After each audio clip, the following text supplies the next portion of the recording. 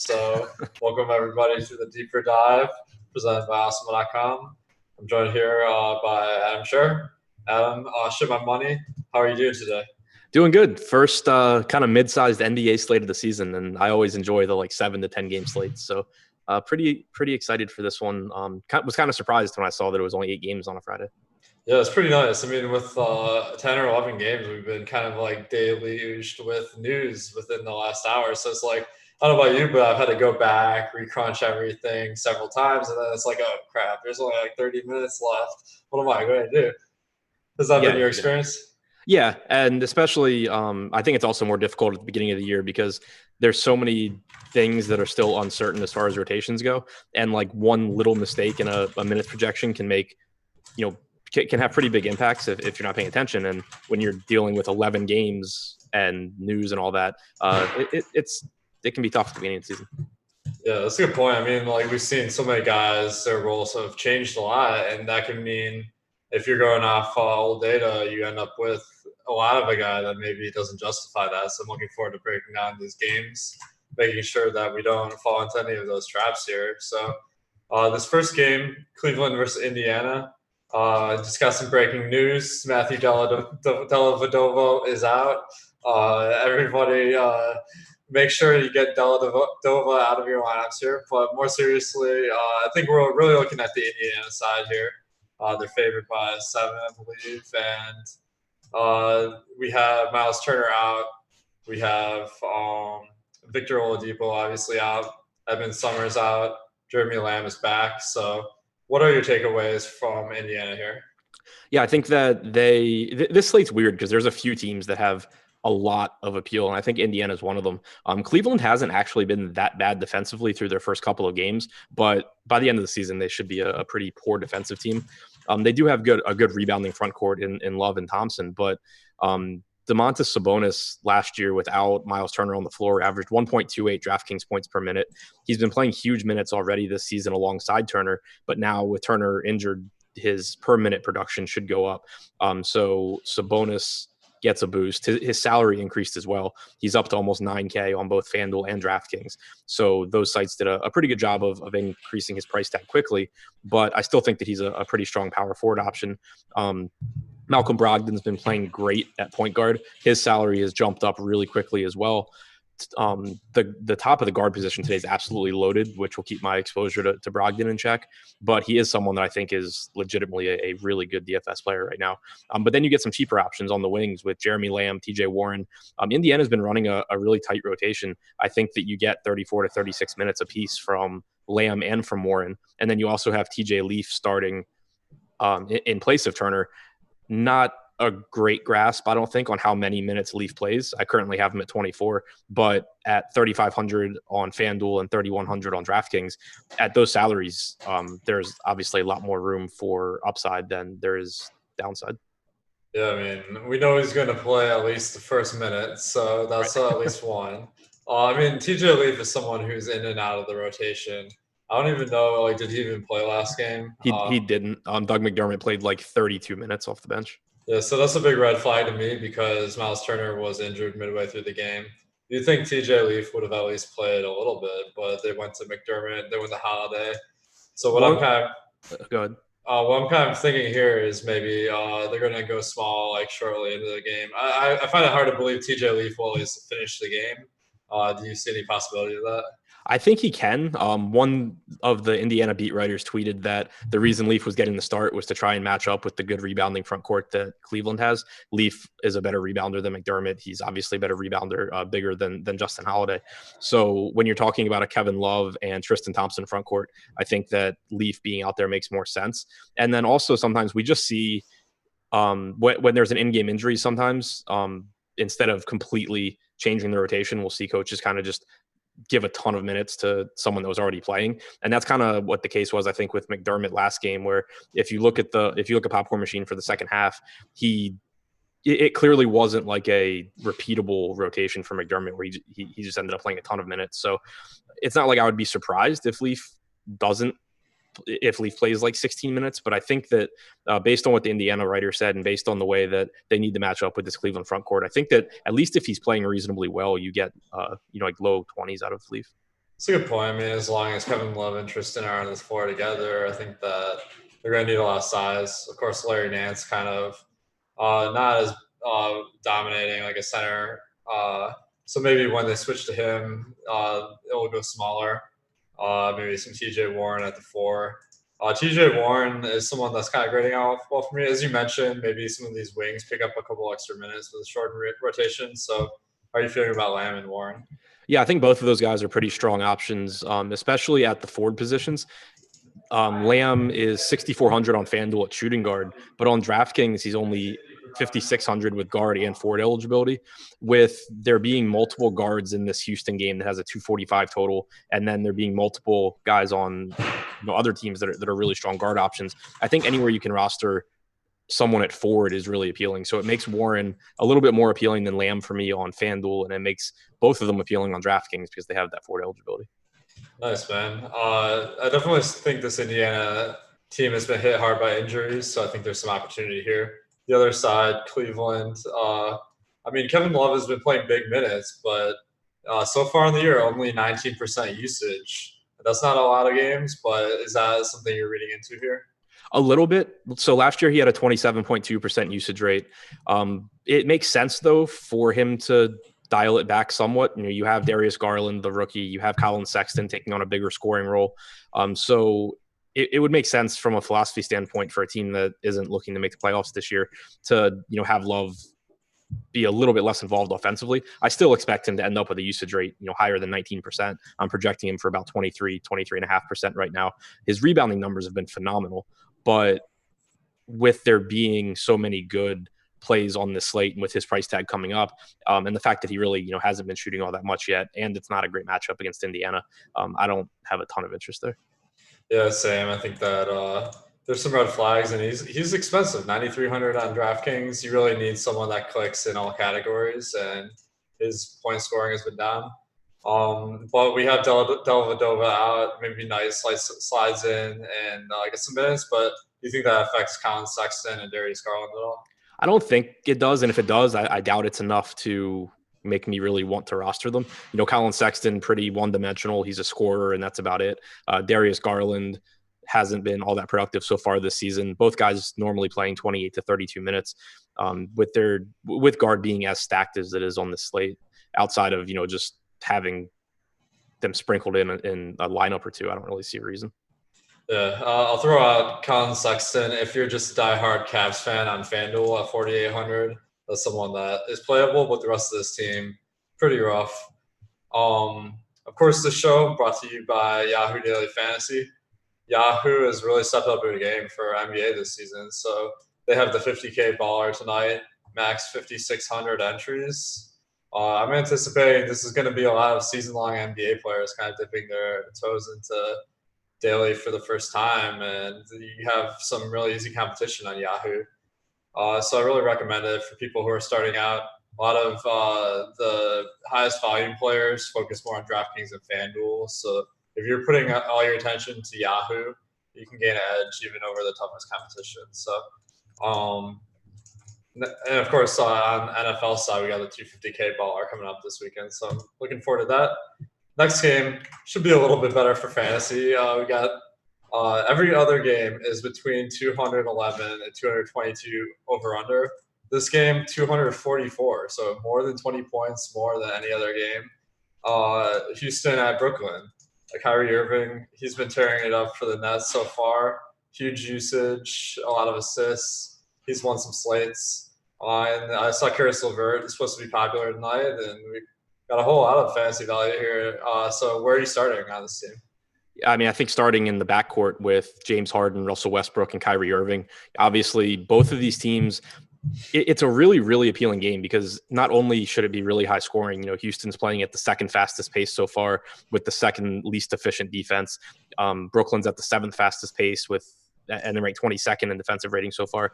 But you also have a good idea of where the main production is coming from. And then you even have a pretty good idea of where the secondary production is coming from. So when you start with, Kyrie and Harden and Westbrook, Kyrie doesn't play as many minutes normally as other top tier guards, but for the season so far, a 35.8% usage rate. He leads the NBA in field goal attempts on drives with over 11 per game. that's almost, or it's about 3 shots more than the second highest player, just playing a huge role in this Brooklyn offense. And there should be so many extra possessions in this game that 33 minutes from Irving here compares pretty well to 36 or 37 minutes from some of these guards in other games. And then on the other side, Harden finally had his first breakout game against the Wizards the other day. That was pretty easy to see coming. He's shooting his effective field goal percentage this season has been about 20 points lower than it will be by the end of the year.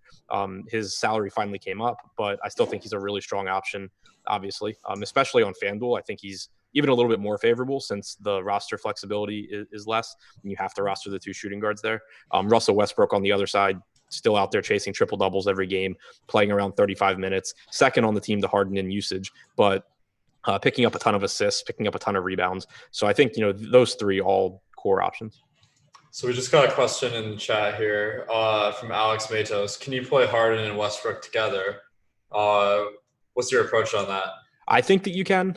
There's, in general, when you look at two big pieces like that from the same team, you want them to play a lot of minutes alongside each other, which Harden and Westbrook both do. You want them to contribute in categories other than scoring, which both of them do. And you ideally would like them to be underpriced, which they're not as underpriced as they have been for most of the season, but you are still getting good value on both guys.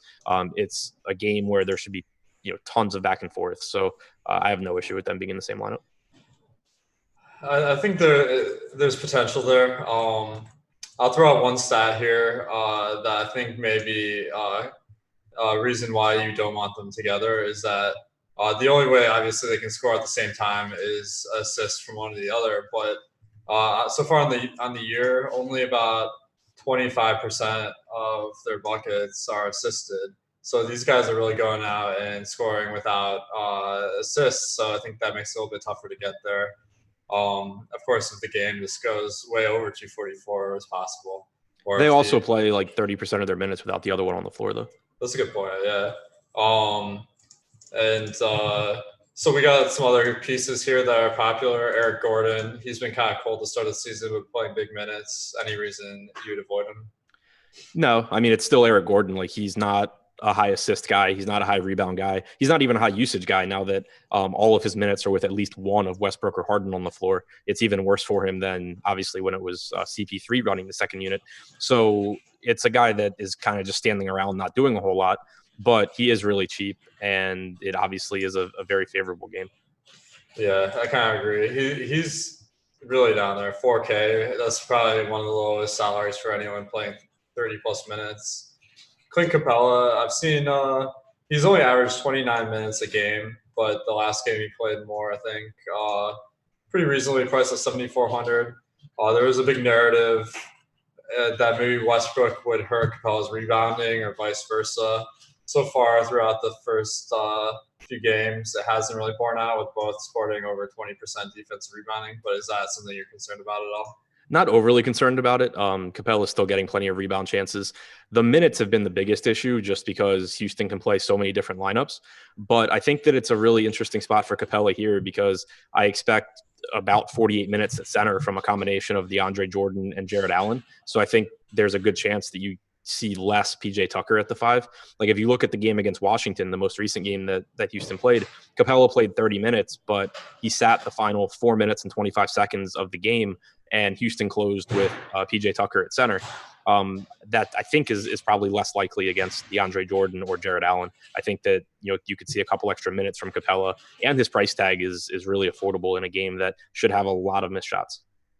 Yeah, I agree. I think that it's a great point that you're seeing a true center for most of the minutes for Brooklyn, so that gives more incentive for Capella to come out there. Of course, Tyson Chandler, he's kind of working around playing a shift a game, but not playing a ton, so that's not really a huge concern. Daniel House is the last guy that's really in fantasy play, and he's been getting a lot of buzz, playing on average 30 minutes a game, 4K as well. Is that someone you're looking at? He's in the Eric Gordon category for me, where the minutes are there. He doesn't do a whole lot when he's on the floor, but just being out there in a game that's going to be, should have as many possessions as this one gives you some value. The one thing that I'll point out with him, and it applies to Gordon as well, is that whenever you're talking about a guy with a really low usage rate that also doesn't contribute peripherals, and they're going to be popular, even like it's hard for them to really bust because they're cheap, but you can at least pivot to some other guys in that price range that are a little bit lower owned, just because unless they have a really efficient shooting game or run into a bunch of steals or something like that, chances are they're not going to kill you. Yeah, that's a good point. I think that if they bust, I mean, you're really hoping they get maybe 5x plus 10 on both sites, but I mean, the chance that they get to at least 5x is pretty good. On the other side, the Nets, DeAndre Jordan has started the past couple of games, center over Jared Allen. He's pretty cheap at 4,800, 5,200 on FanDuel. Is that someone you think will play at least 24 minutes? He's been averaging 21 on the season.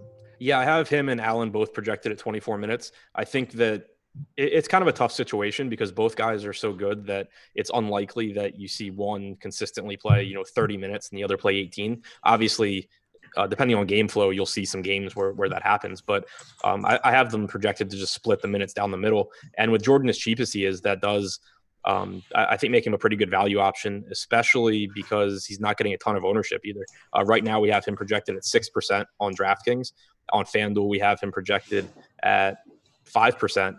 There's not a ton of opportunity cost at center today. Like there's a few really good options, but it's not as deep a position as it normally is. So taking a chance on someone that probably plays around 24 minutes like Jordan isn't quite as scary. And then, again, with how fast this game should go, that 24 minutes is more like, 26, 27. There should be a lot of missed shots here just because of how many shots each of these teams will take. And Jordan obviously is a good rebounder. So I do like DeAndre, especially if his ownership stays as low as it is right now. Yeah, I absolutely agree with you. I think that he's a bargain, and he's been averaging a point a minute over the season. And in this high-paced game, you have to expect that to go up a little bit. So I'm seeing pretty good value. Some other guys on the Nets, Harris and Prince, they've been kind of lower usage this year with the addition of Kyrie to the roster. I don't really have them as core plays, but maybe they're fairly priced. Are they on your radar at all? A lot for those guys will come down to ownership. I'm not really getting to them a whole lot. There are just so many guys in this game that I have ahead of them.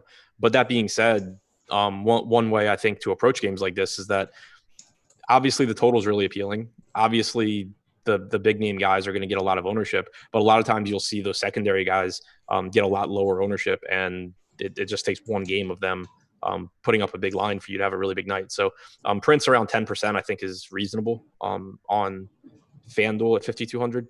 On DraftKings, we have him at like 8%. I think that those are pretty reasonable ownerships. I wouldn't mind being around the field there. Yeah, I think so. And one of the strategies I really recommend is pairing some of the great value plays with some contrarian picks, because what you're really going for is you want your lineup to be pretty unique compared to other lineups in the contest. And one way to achieve that or to measure that is you multiply all the ownerships of your players together, because that kind of represents the chance that someone will have those players in the same lineup. So when you add a guy that has low ownership, that really enhances your lineup's uniqueness. So what I generally do in my lineups, I have a game plan show on Monday through Thursday behind the paywall where we build some lineups by hand by Fantasy Cruncher. And my goal is generally get 6 or 7 at chalk guys, maybe 2 or 3 like kind of sleeper picks. And that's an approach that I found has really worked for me. So is that kind of how you approach your lineups? Yeah, ideally, especially with basketball, where since it's the most projectable sport, chalk generally tends to be better. You only need a couple of guys to be different. So yeah, I ideally will have lineups that are a nice mix of chalk and then contrarian. Yeah. So this game, clearly the chalk game, there's some great plays, especially Harden, really jumping out at me among other guys, DeAndre Jordan as well. Next game, a little bit slower pace, but 2 pretty good teams, Milwaukee at Orlando. Milwaukee's only favored by 4 points on the road, total 215. Orlando, pretty much the same lineup as last year, except they added Alfred Camino. He's been kind of siphoning some minutes away from Aaron Gordon, it appears. In addition, we got Markelle Fultz kind of having his comeback in Orlando. he's been somewhat popular in fantasy. So are there any guys in particular on Orlando you're looking at? Nothing I really love. One guy I will point out in tournaments, right now we have him projected for 14% ownership on DraftKings. I was hoping he'd be a little bit sneakier, but Terrence Ross is only 3,800 on DraftKings. Milwaukee's allowed the most 3-point attempts per game so far this season, and they're playing at one of the fourth fastest pace in the league. Michael Carter-Williams is also out for Orlando, which could add a couple minutes to Terrence Ross. He's a guy that is very volatile. Like, he can go out there and give you 6 points, but he also, when he's shooting well, we've seen in the past that he'll close for Orlando, especially if they're trailing, and he can, shoot the lights out. So I think it's a pretty decent spot for a really cheap Terrence Ross. I like it. I think that he's one of those guys where he gets hot off the bench, and then you see him close over guys like Isaac or Fournier. So that makes a lot of sense. Vucevic is someone I always look at. He gets a lot of assists for a big man, a lot of rebounds, high usage. His price is up on DraftKings at 9K, but on FanDuel is 8,700, so makes a nice center play. Fournier, someone that can he has pretty high usage. All these guys aren't really particularly well priced though, so Yeah. GPP plays. It looks like in my early crunch, I'm actually getting a pretty decent amount of DJ Augustine. I have him at 28 minutes instead of his normal 24 to 26 because of Carter Williams being out. He's 4,300, I believe, on DraftKings. He's 4,100 on FanDuel. Not the most exciting guy to roster, but it is a pace-up spot for Orlando. And most importantly to me, he's not getting much ownership despite a slightly higher projection than normal. I'll just throw out this. I just looked on Twitter. It says Steve Clifford said Wesley Windu will play tonight, filling the MCW role. So, does that change anything for you? A little bit, I guess. I mean, he's still been splitting his minutes with Fultz. Like last game, he played 28 and Fultz played 20. Ideally, I would have liked they wanted to just not join the rotation, but yeah. Yeah, that's a little frustrating. Milwaukee, a team with a little bit too much talent, I'd say, and not a high-paced matchup versus Orlando. We got Giannis around 11K across the industry. Chris Middleton around 7K. Bledsoe around 6K. So one situation that I've seen is Bledsoe has been losing minutes to George Hill. I'm not sure if it is due to injury or just because George Hill joined the team kind of late last year, and now they just want to lean on him more. So do you have any take on that? Yeah, it seems like it's been so there was one game earlier in the year where Bledsoe was just in monster foul trouble. So that was a game where Hill played a ton.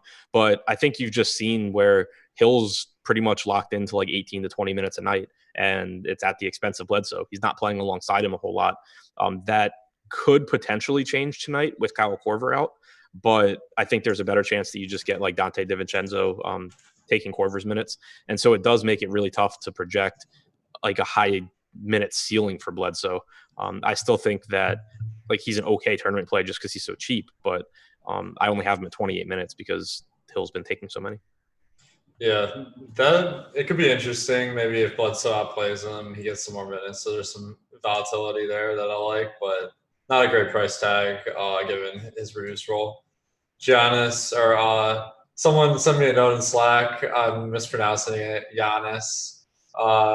So I think that he's expensive, but if there's enough value on the slate, maybe he's a little bit contrarian. Are you landing on Giannis at all? Not as much as normal, which probably means he'll have a monster game after killing me the last 2 times he played. But it's just a really, really tough slate to get there, I think, because there's a lot of cheaper, like mid-range and value forwards that I'm interested in. And there's a lot of expensive guards that I want. So it's kind of leaving me not getting to a lot of Giannis, which on the other hand, that means it's probably the same for everyone. And Giannis probably won't be that popular. But this game, I think, is just the pace of this game is less appealing. Giannis plays fewer minutes than guys like Harden and Westbrook. It's not like it would be surprising if he's the highest scorer on the slate, but I don't think I'll have a lot of him. Yeah, I think that he might be a nice ownership pivot away from some other guys. He's only projected for 10% ownership, Harden for 28%. Of course, we have Harden as the much better play, so it makes sense. Anthony Davis, only 4% projected ownership, so that's kind of an even bigger pivot we'll get to. So we got this next game, Knicks at Boston.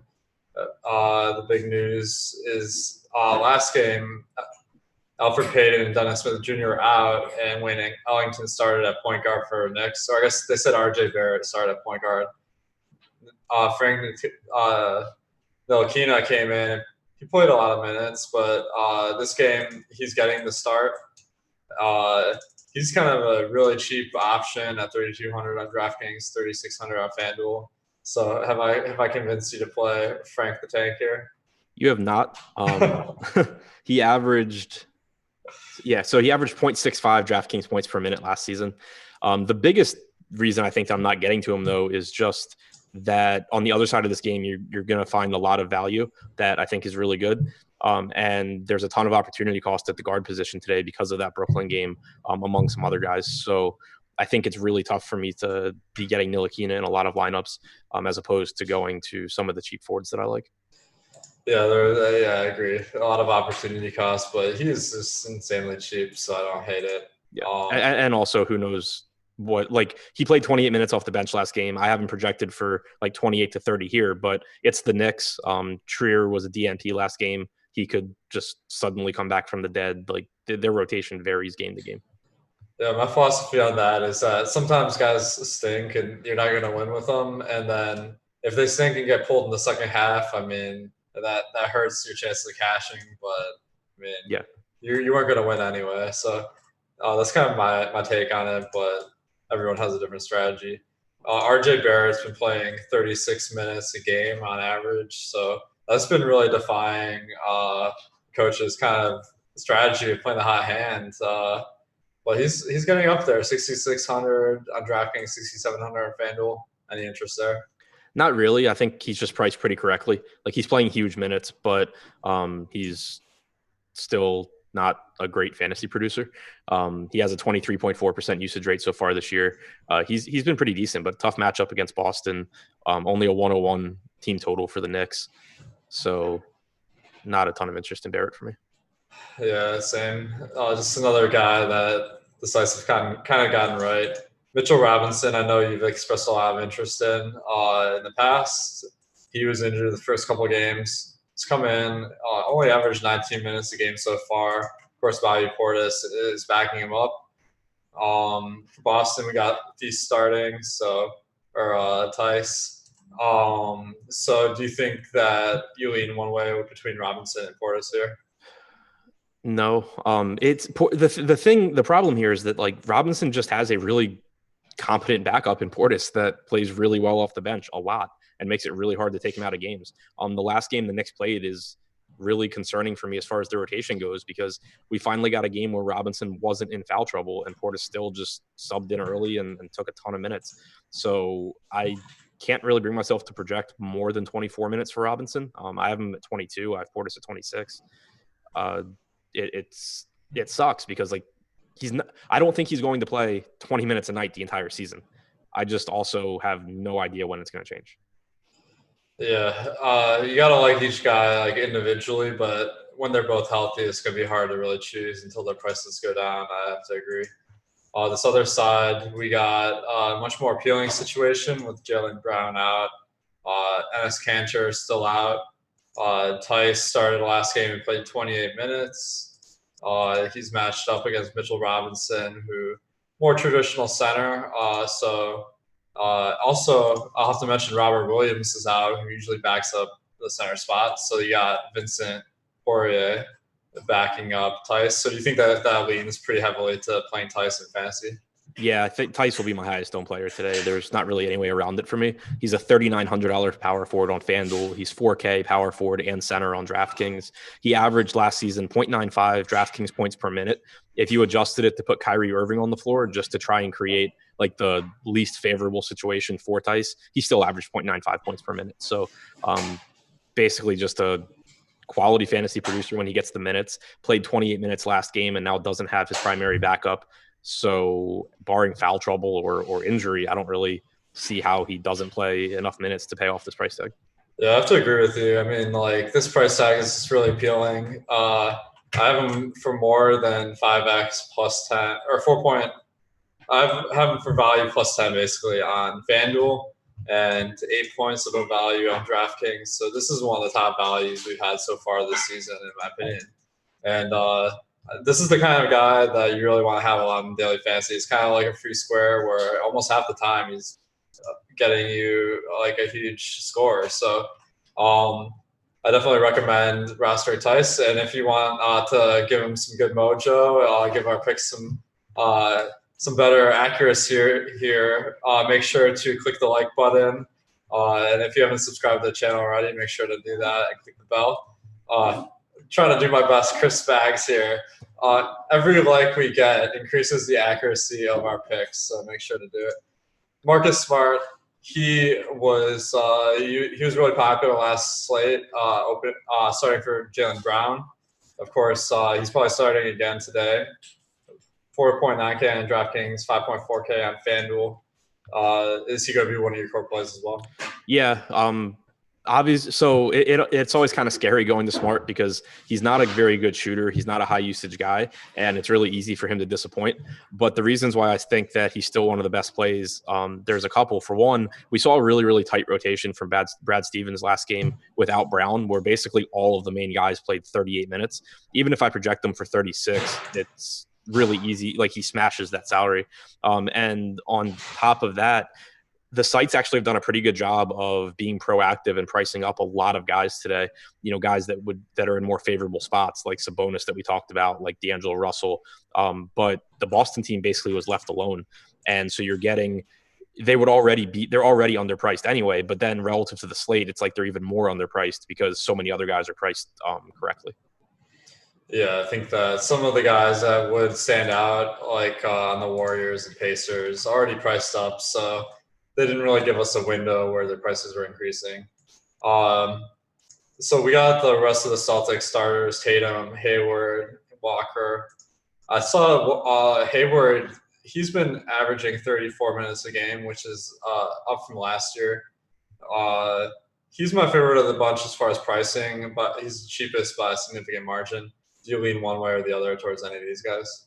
Yeah, Hayward's my third highest owned guy on DraftKings right now, behind Theis and Smart. And then Tatum is one of my highest owned guys too. Tatum is just, a little bit more expensive than the rest of the group, but Tatum also has averaged over 36 minutes a game and is one of the focal points of the offense. So I still really like him. But yeah, Hayward, it doesn't feel great like mentally because we're so used to last year where he kind of was up and down with his minutes, but the minutes have been huge this year. He's contributing in all categories as we would expect.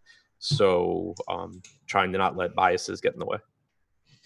Yeah, I think that coming off that injury last year, got had a little bit of a rough year, but maybe the new year he's healthier, so he'll be better for fantasy. So we got this giveaway tonight.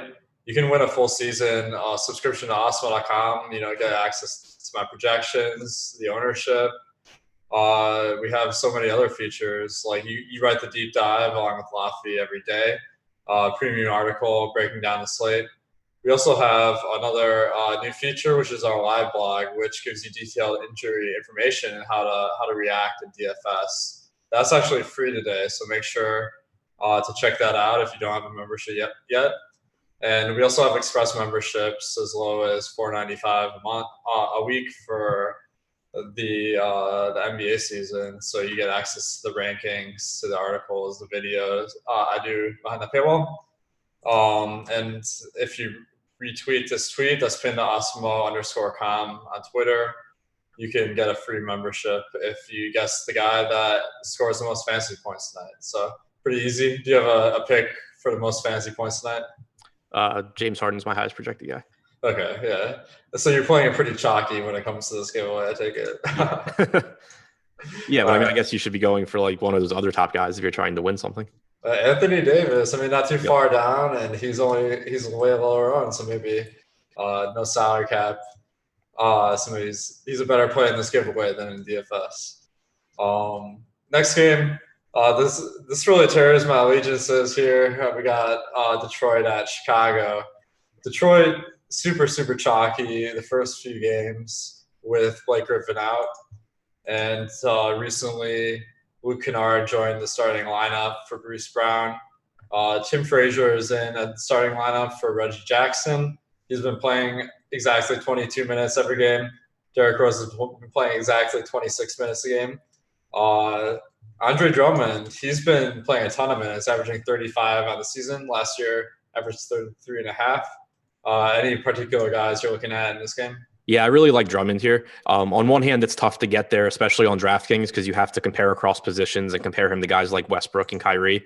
But it's a really good matchup for him, I think. He led the NBA in putback points per game last year by a wide margin. This year, he's second in the league behind Mitchell Robinson. The Bulls have given up the most putback points per game so far this year, and he's just playing monster minutes still with Blake Griffin out. So the center position also, you don't have Towns and Embiid. Vooch is priced up now, whereas he had been cheaper. So center is weaker than normal today, especially on FanDuel, where like you can't use Daniel Theis as your center. So I think that Drummond is a really strong play. Yeah, that's what I like to hear, man. I'm always rooting for my boy Andre Drummond. He even gets assists more a game with Blake Griffin out, so he's adding a little bit extra. So I think the price tag's pretty good. 9,500 DraftKings, 10.1K on FanDuel. As you mentioned, I compare him to other studs. So how does he rank among Harden, Westbrook, and Giannis, and all the other guys? Yeah, so I think that he's behind the Westbrook, Harden, Kyrie for me. Projected similarly, but a little bit more expensive than Kyrie.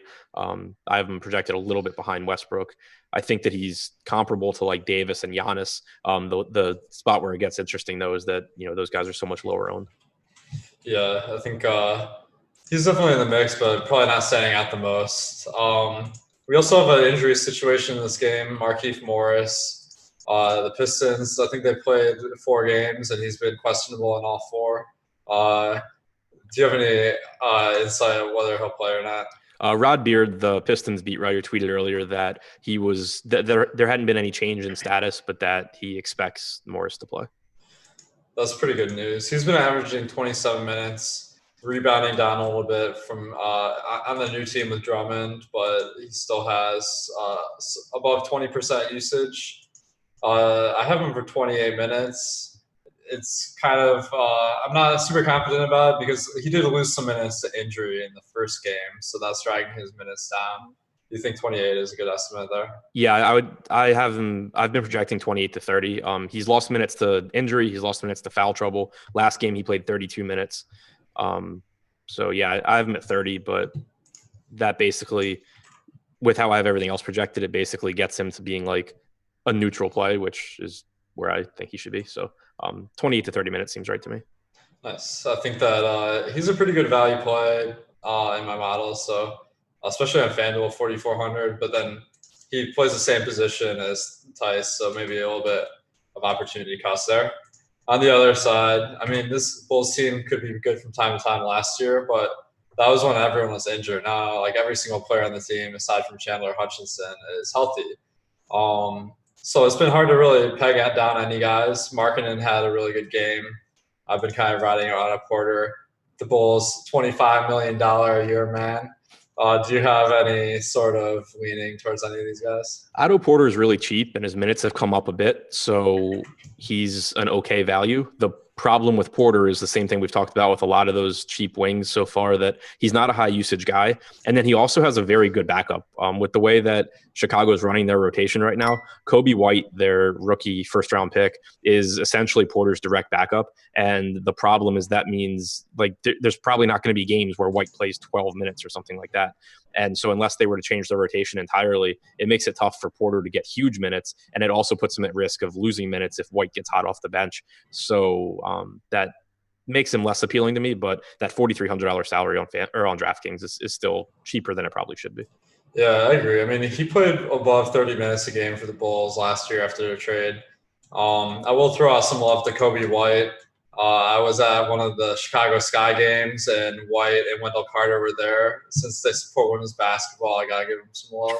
And our boy, Rinpack, he was at the game with me, and he got a picture with Kobe White.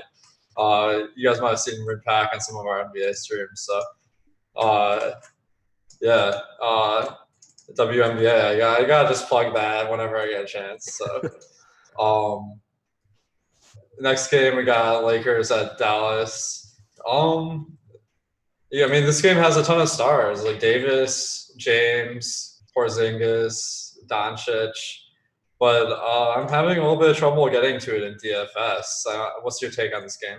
Yeah, I am too, and I don't feel great about it because I love Doncic in particular, but also Davis and LeBron. I do think you mentioned earlier the 4% ownership on Davis on DraftKings. I think that's lower than it should be. In my initial crunch before the show, it's not like I was getting tons, but I was getting 12 to 15%, which I'd feel really good about if he's only 4% owned.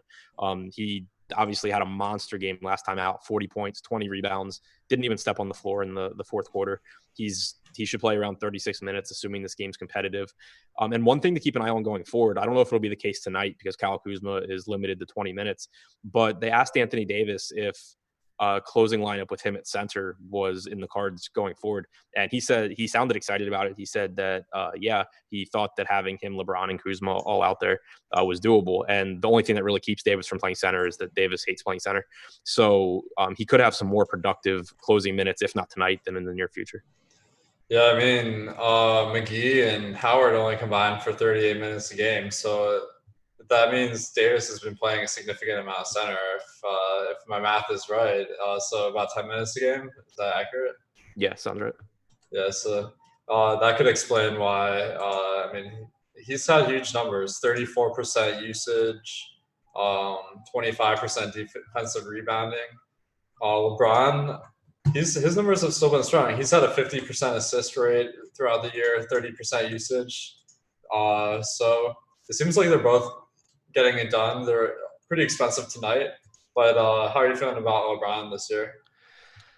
It's really tough on this slate, I think. It's scary because it's LeBron, but this should be a slow-paced game. He's losing some rebounding opportunities to the combination of Davis, Howard, and McGee.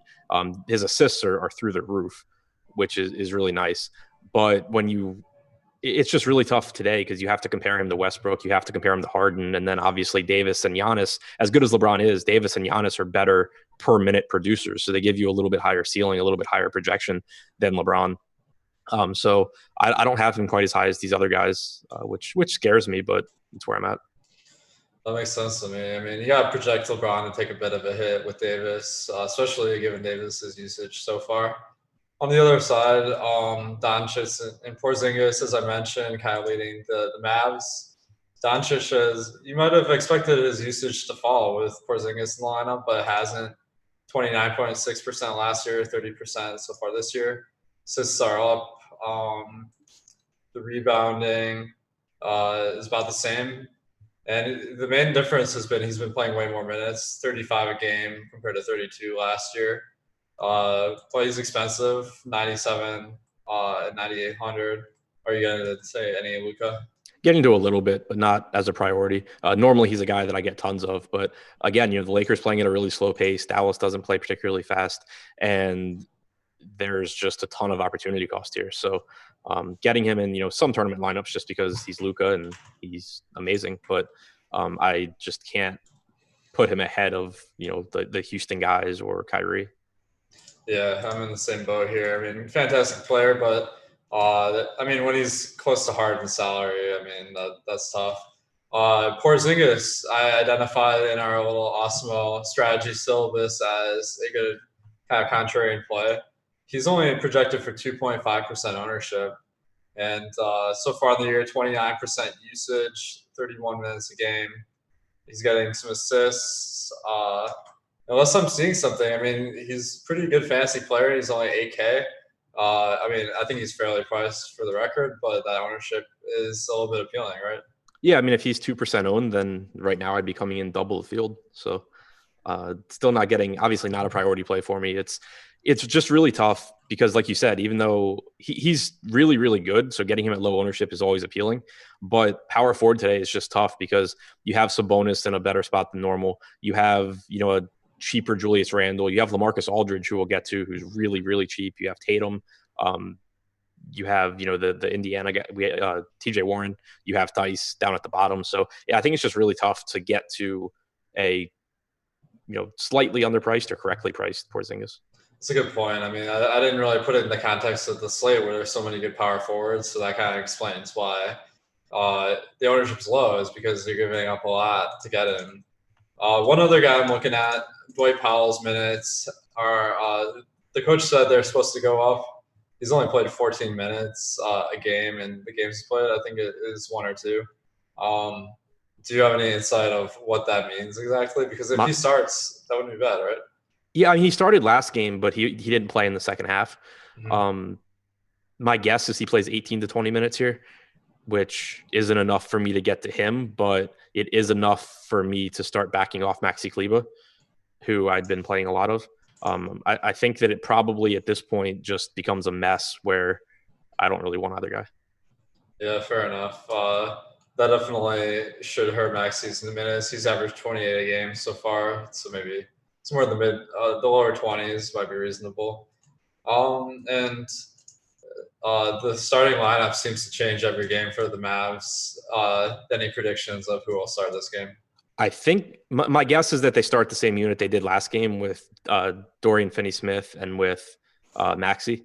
In the second half, they went to or sorry, not Maxi, Powell. In the second half, they went to Maxi and I think Justin Jackson over DFS. But yeah, I'm guessing that is Doncic, Curry, DFS, Porzingis, and Powell. Yeah, that makes sense. Do you think it's just going to be the hottest player that game of Finney Smith, Curry, Hardaway, uh, Brunson that like finishes the game, or is it going to be predictable? Yeah, I think it's a bit of a hot hand situation there. You've seen kind of predictable rotations where like certain guys back up other guys, but they're all comparable enough where, if DeLon Wright's playing really well, they might not take him off the floor. Same goes for Curry. Basically, I have them all projected to just play in the mid 20s. Yeah, same. So that makes none of them like super appealing for me. Utah, Sacramento should be a good game here. Utah's favored by 5, 213 over under. We saw Rashawn Holmes go out and have a big game for the Kings last game, and then for the Jazz, we had Conley go out as chalk and put up some numbers. So, as far as the Jazz, we got Conley and Gobert kind of as the top fantasy players, along with Donovan Mitchell. Donovan Mitchell, and he seems like his numbers have gone down a little bit playing with Conley so far. Do you think that maybe he's not as good as fantasy with Conley, or is he not that much different than Rubio? I think that his numbers have definitely taken hits so far. Even his expected assist percentage that I use based on potential assists is only at 12%, which is lower than you would expect with Mitchell. So it's concerning at least. You see that a lot with when ball dominant guys join each other. It takes a little bit to figure it out. So are you going to either of those guys? Not really. This is probably the least appealing game on the slate for me when you factor in price. I think that like Mitchell and Conley and even Gobert are okay at their salaries, but like I prefer Capella at that mid-range center spot. I prefer any number of guards to Mitchell and Conley. So actually Bojan Bogdanovic is the guy that I'm getting the most of here just because he's really cheap, has forward eligibility, and has actually been a really high usage guy this year. That's interesting because, he's had 27% usage so far this year. He didn't miss a game, I think. He hasn't played the full 4 games yet. But do you think that is something we should take note of, or is that kind of an anomaly that his usage is so high? I'm not really sure because like he's in his career, he's been more of a guy that just like catch and shoot threes, but he's still getting threes this year, but he's also doing a lot more offensively. So, I don't think he ends the year at 27%, but maybe a higher usage role for him here than he's ever had in the past. I like it. I'll throw out some love to Gobert. I think that he's too good to be priced at the 8K range. So he might be someone I take a GPP shot on, but not a lot from that side. The Kings are a little bit more interesting with Bagley out. We have Harry Giles. His fourth-year contract option was declined, so they're not really big on him in Sacramento. He's questionable, but if he plays, maybe that'll disrupt the Holmes and Dedmon situation. The last game, Dedmon didn't even really get in the game in the first half, which was a big surprise because he started the first three. So, what are you making of this Holmes Dedmon situation? I don't really know what to make of it. I think it's still kind of in flux. Richaun Holmes has always been a productive player in terms of fantasy when he gets minutes. It's just that he's an undersized center, and that can be an issue. It's not really an issue against Cody Zeller and the Charlotte front court, but he could just get abused here against Utah. So that really scares me. I still expect him to start because it would be really weird for Dedmon to go from almost a DNP to back to starting after Holmes plays really, really well.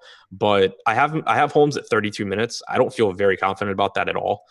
If he plays well, I expect him to get a bunch of minutes, but I think that it's still just going to be a situation that is really, really game flow dependent. Who's getting the minutes at center? Yeah, that makes sense to me. And that point you made about him being undersized against Gobert, that has to be a pretty big red flag. Still, I mean, pretty good price, so I'll take some shots there. Bielitsa, he had closed a couple games, but last game he got subbed out, only played 24 minutes. So was that just him not playing that well, or do you think that's something we should expect? I think it's just another example of the Kings have a lot of guys that are kind of interchangeable pieces. Depending on matchup and who's playing well, you can go with Barnes over Bielitsa. You can go with Ariza over Bielitsa. Bogdanovic can steal minutes from guys. Bielitsa's even taken some minutes, played minutes at the 5 last game. So it's just a front court that on a game-to-game basis, a lot's going to depend on how the game is actually going. And so it gives these guys a pretty wide range of minutes that they could potentially play. Yeah, that makes sense because Bielitsa doesn't really have much of a skill advantage over some of the other guys like Ariza. So it's going to be really a crapshoot who's going to finish this game. Yeah, the only guys that I think consistently you can feel good about projecting for big minutes on this entire team are Fox and Hield. Yeah, and even them. Sacramento, the coach loves to play the hot unit. So We've seen games where they have only played 20 decent minutes. So can't love it. I only have them projected for about 32 minutes because of that. So final game. This might be one of the more interesting ones on the slate. Surprisingly, Spurs at Golden State. Spurs are favored by 7 over the Curry-less Warriors. Of course, Golden State, particularly hurt by injuries. Keaton Looney is out. Jacob Evans is out. Chris is bad enough that he doesn't play anymore. Willie Cauley-Stein is back for the Warriors, but they're kind of easing him back in. So what major changes are you expecting with Curry out? I'm expecting them to be really, really inefficient and really, really bad. So it's a really tough situation for fantasy because, we see this happen a lot. It reminds me more of what we see in football sometimes than what we see in basketball, even where you're getting increased opportunity for a lot of guys, but it's a lot of guys who don't belong on an NBA floor. So they don't necessarily become good plays. D'Angelo Russell is going to have the ball in his hands a ton. Going back to the start of preseason, without Steph on the floor, he has a 31.8% usage rate, 34.7% assist percentage. Those numbers are pretty much in line with what he was doing in Brooklyn last year too. So I think that they're sustainable. You should get, assuming a competitive game, 34 to 36 minutes from Russell. I don't expect efficiency, but I do expect him to just have so much volume that he can still put up a pretty solid game. Also benefits from DeJounte Murray being out for San Antonio. But then beyond that, it gets really, really murky because you have Alec Burks, who I think will end up carving out a pretty nice role with Golden State because he is a ball handler and they really need that. But he played his first game back from injury last time, played 18 minutes. Don't really know how quickly he'll get up to speed. I have him at 24 minutes. I can't bring myself to go higher than that. Jordan Poole, their first round pick, got a start earlier this year, played 26 minutes. He has a 23% usage rate for the year. He's my favorite out of the really cheap guys, but he's still far from a good NBA player. His minutes are still far from secure when you have guys like Damian Lee, Glenn Robinson, Burks, Kai Bowman. These guys can all sub in and out based on who's playing well. So I think it's just it's a really risky situation overall. Yeah, I'm in agreement here. I'm not really seeing a ton of opportunity here, actually. Contrary to what I thought. D'Angelo Russell seems like a decent play, but not exceptional. Eric Pascal, he's been playing big minutes, but not tremendously productive. Glenn Robinson, I'm kind of thinking maybe picks up some extra minutes because Russell will be at the 1, and that means that there will be more wing minutes to distribute. So I have him as a decent play, but and also Draymond Green, maybe he picks up some assists, but is there any one guy you love here? Not really. You mentioned Draymond, and going back, I went back a couple of seasons on Golden State, and I ran numbers without any of Cousins, Curry, or Thompson on the floor, which will give you some minutes where Durant was out there, kind of like as a proxy to Russell, but also some minutes where Durant was also injured and not out there. 19.6% usage for Draymond, 23.9% assist percentage. I have him projected for a little over 1.1 fantasy points per minute here, but that's not really enough to make him a priority at power forward for me today. Yeah, I agree. On the other side, I mean, the Spurs, they kind of have a bad rap with these back-to-backs. Of course, they played last night. But DeJounte Murray is out due to rest. So I'm kind of thinking they kind of mix it up with the point guards start when they're out. But do you think Derek White gets to start here? I think White gets the start. I have him at 32 minutes right now, which makes him a pretty decent value. The only issue is the opportunity cost of the position. But I think he's a good play here. Golden State's been one of the faster teams in the league. They've been the worst defensive team in the league. Derek White's a competent producer, averaged almost 0.9 points per minute last season. It's just been – it's an issue of minutes, but I think that he gets a little over 30. Yeah, that makes him a pretty nice play at the low 5Ks. LaMarcus Aldridge on DraftKings is only 7,100. He hasn't been having a great season so far, but I mean, that price tag is just way too low, right? Yeah, I think so. I thought so last night also, and it didn't work. But I'm going right back to it here. It's a weak Golden State defense, and normally I don't care at all about individual defense, but I know people probably will point out that Draymond Green will most likely defend Aldridge. They've played 5 times Aldridge against Green in the last couple of seasons. Aldridge has averaged almost 1.5 fantasy points per minute. He's had no issue whatsoever in this matchup. So I'm not saying that I think that he averages close to that today. It's just that it's never slowed him down before. I think it would be a mistake to use that logic to not like him at the salary.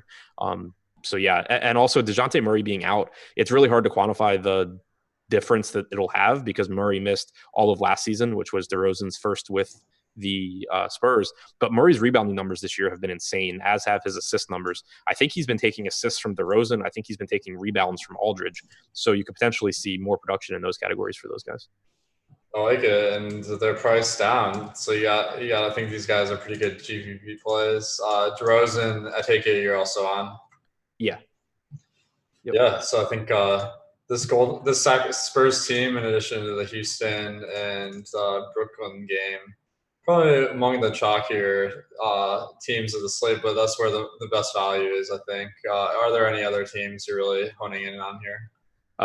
No, I mean, the teams that Boston, San Antonio, Indiana, and the Brooklyn game. Nice, man. So kind of taking advantage of those injury situations in these games. So that's the key to DFS NBA. And yeah, we have the live before lock coming up with Chris Baggs and Josh Engelman, so make sure to tune in. Of course, on Osmo.com, I give out my projections this year for NBA. I've had a lot of success over the years playing fantasy NBA, and you can too, using my projections. Putting a lot of time in here to be able to compete with all the toughest competition, the highest stakes. So make sure to take advantage of that. The ownership projections. We got a lot of analysis on YouTube free, but also Adam, you write the deep dive, and Lafi also. And make sure to check that out behind the paywall. We have the promo code Deeper Dive. That'll give you 50% off your first month or week at Osmo. And hope to see you guys in the Slack chat. All right. We will see you next week on the Deeper Dive.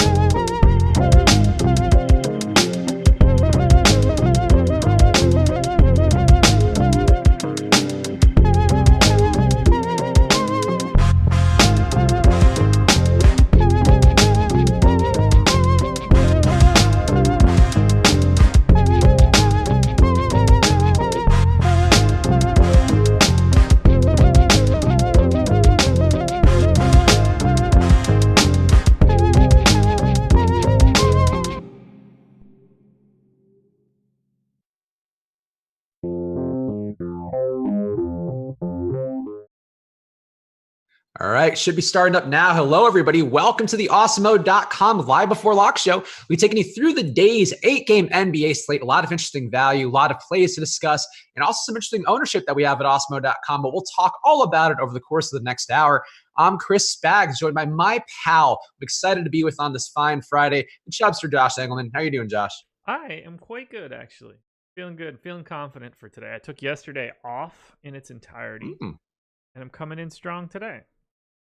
A day off. Wow, what a treat for you, you fancy boy. I mean, like I didn't play DFS. That is what I mean. I didn't take like an actual. I think an actual day off. No. I just didn't play DFS yesterday. Oh, okay. Never mind then. Not that fancy. No. But we could talk about it. Not playing DFS for one day. It was a 3-game slate. You missed out on some fine stuff. I mean, Eddie and I did the show yesterday. Had a nice day. Thanks to your boy Jahlil Okafor, actually. So that's what you missed out on.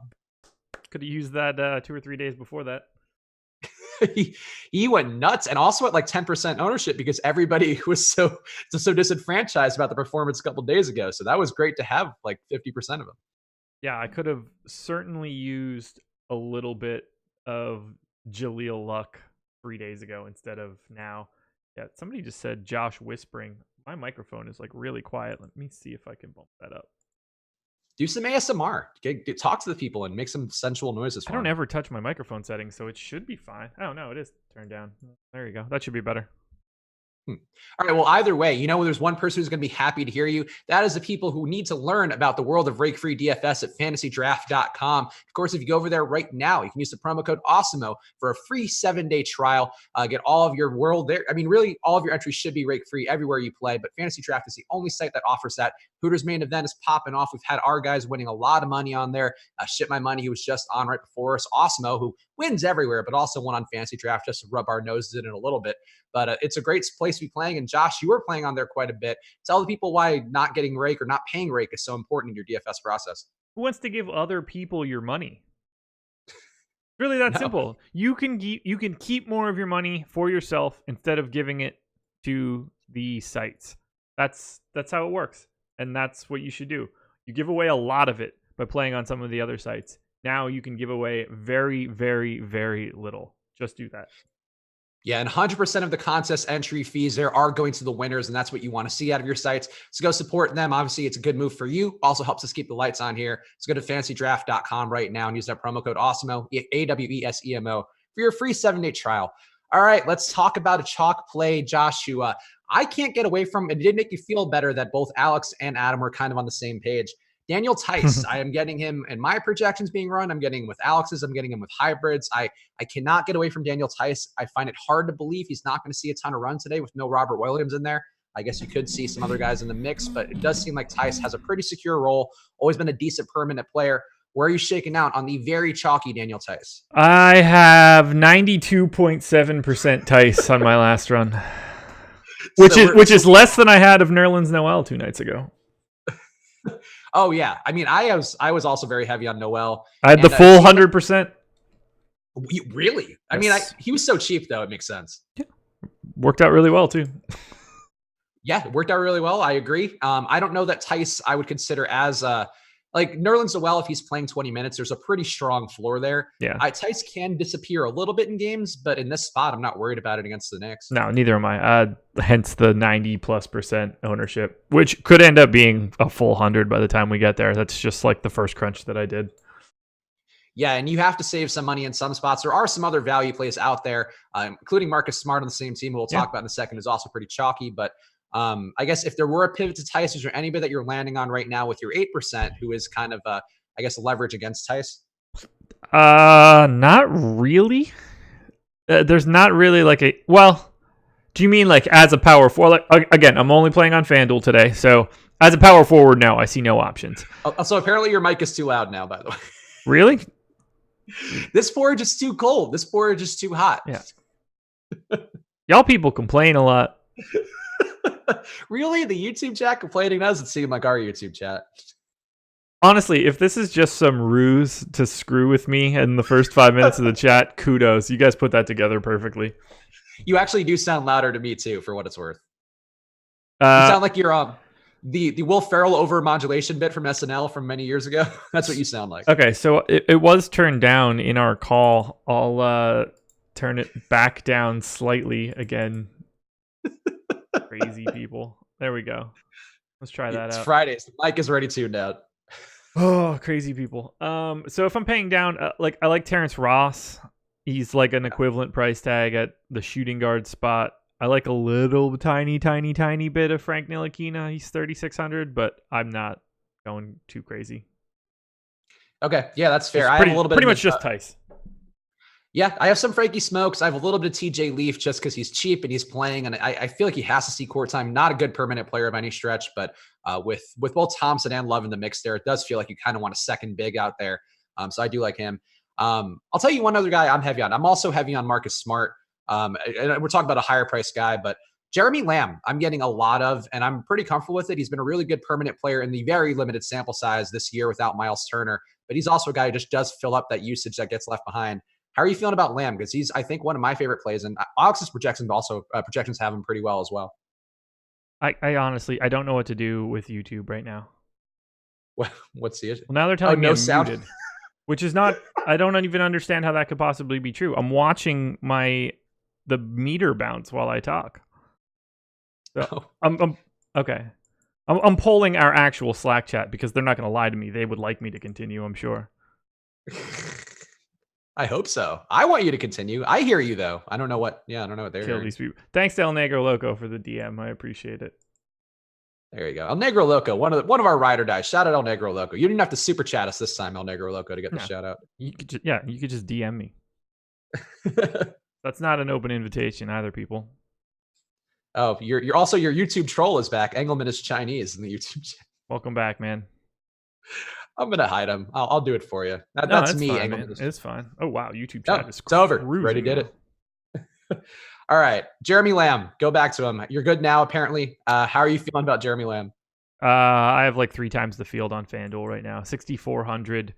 I'm a little bit more optimistic about Jeremy Lamb than Alex is right now, evidently. But I mean, he played a monster amount of minutes in that first game back. I figured they would let him get back in slowly, but they did not at all. So I'm going heavy Jeremy Lamb. I'm kind of sneaky like the Pacers today. I agree. So it's weird. It's hard to justify mentally paying up for Malcolm Brogdon, but the dude's been a beast. He has a 50% assist rate, which is, I mean, doesn't feel sustainable, but maybe it is because that's always been the player he's been, and he has shooters around him and guys who are big and good inside. How are you landing with Brogdon? Because he still projects to be over a 5x value for me, and feels crazy given that he's almost 9K on DraftKings. Yeah, so no Brogdon for me. I have 1 share. He's 9,200 on FanDuel. I just have a lot more Luka. I have a ton of Russ. I've got a lot more Kemba. I think Brogdon is just a little too expensive, but I will say that when I was digging into Brogdon's data, I have my stuff in the background, basically regressed rates for all of his past stuff, and I saw his player prop for assists, and I saw what my rate was, and I was 3 full assists short. That's how much his entire scope of playing for the Pacers has changed. So I had to bump him up pretty dramatically to get him where he needed to be. And once I still did that, I think that he's just simply too expensive for that price on FanDuel. Okay. Yeah. So, I mean, the thing for me is that if you look at his numbers, I mean, the assist rate you could say is due for some regression, but he's really only getting 11.3 a game. I mean, the 50% rate is kind of a number that jumps out at you, but 11 doesn't feel unsustainable. And he's also shooting only 43% from the floor to start the year. So I do kind of wonder if maybe he has a little bit more in him.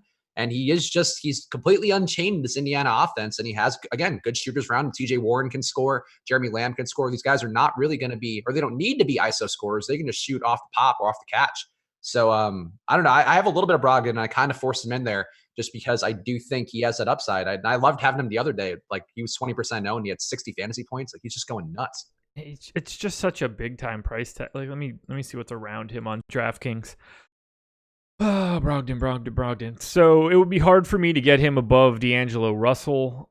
Kyrie at 9K, I think looks better. And I would rather have Kemba at 84. It's not an indictment on Brogdon. It's just those guys have better matchups or better price tags. Oh yeah, I agree. So I have a lot of Kyrie today. I'm very big on that game. It's not a surprise given the fact that it has over It's now up to a 244-point combined total in that game between Houston and Brooklyn. So that's not a shocker to have Kyrie there. But in the lineups on DK, it's $200 less to go to Brogdon. So, in a situation where maybe Brooklyn gets blown out or Houston, or something weird happens there, I think that's where I went to Brogdon more so. I feel like he's the one pivot in that price point I'm comfortable with. But I think that's I would definitely prefer Kyrie as well. So I'm with you there. Oh, I like it. How about Sabonis? Because he should have some opportunity as well. And he's also a guy who's even more priced up than Brogdon, or I guess actually, no, pretty comparably priced up to Brogdon. I didn't get much of him, but how are you shaking out with Sabonis? Yeah, I have very little, only 4% right now. The bigger stand that I'm taking at power forward on FanDuel is I have like a boatload of Anthony Davis. So I'm not getting to Sabonis because of that. I actually agree with the Davis take, but tell me why you're landing on him, because I just think that Dallas doesn't have anybody to match up with him. I don't care about the pace in that one. I just think he's going to be in a nice spot. And also the fact he might be playing the 5 to close games is going to give him a little more boost. And he was under 5% owned. I don't know if we still have him there.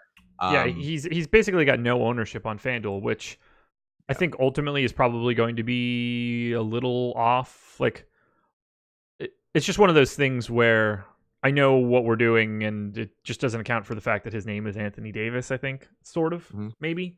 But not that I think that he's going to be, like, we're projecting 2%. It's not that I think that he's going to be, like, 25 or something. I just figure he's going to be, like, 4 or 5.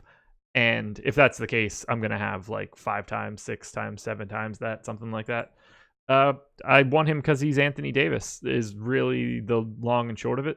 Like, I don't really have a take or anything. He's the only high-priced power forward today. It's a $3,000 drop-off to Kevin Love and Sabonis. I think that he has just as good of a chance of putting up like a monster game as anybody else relative to their salary.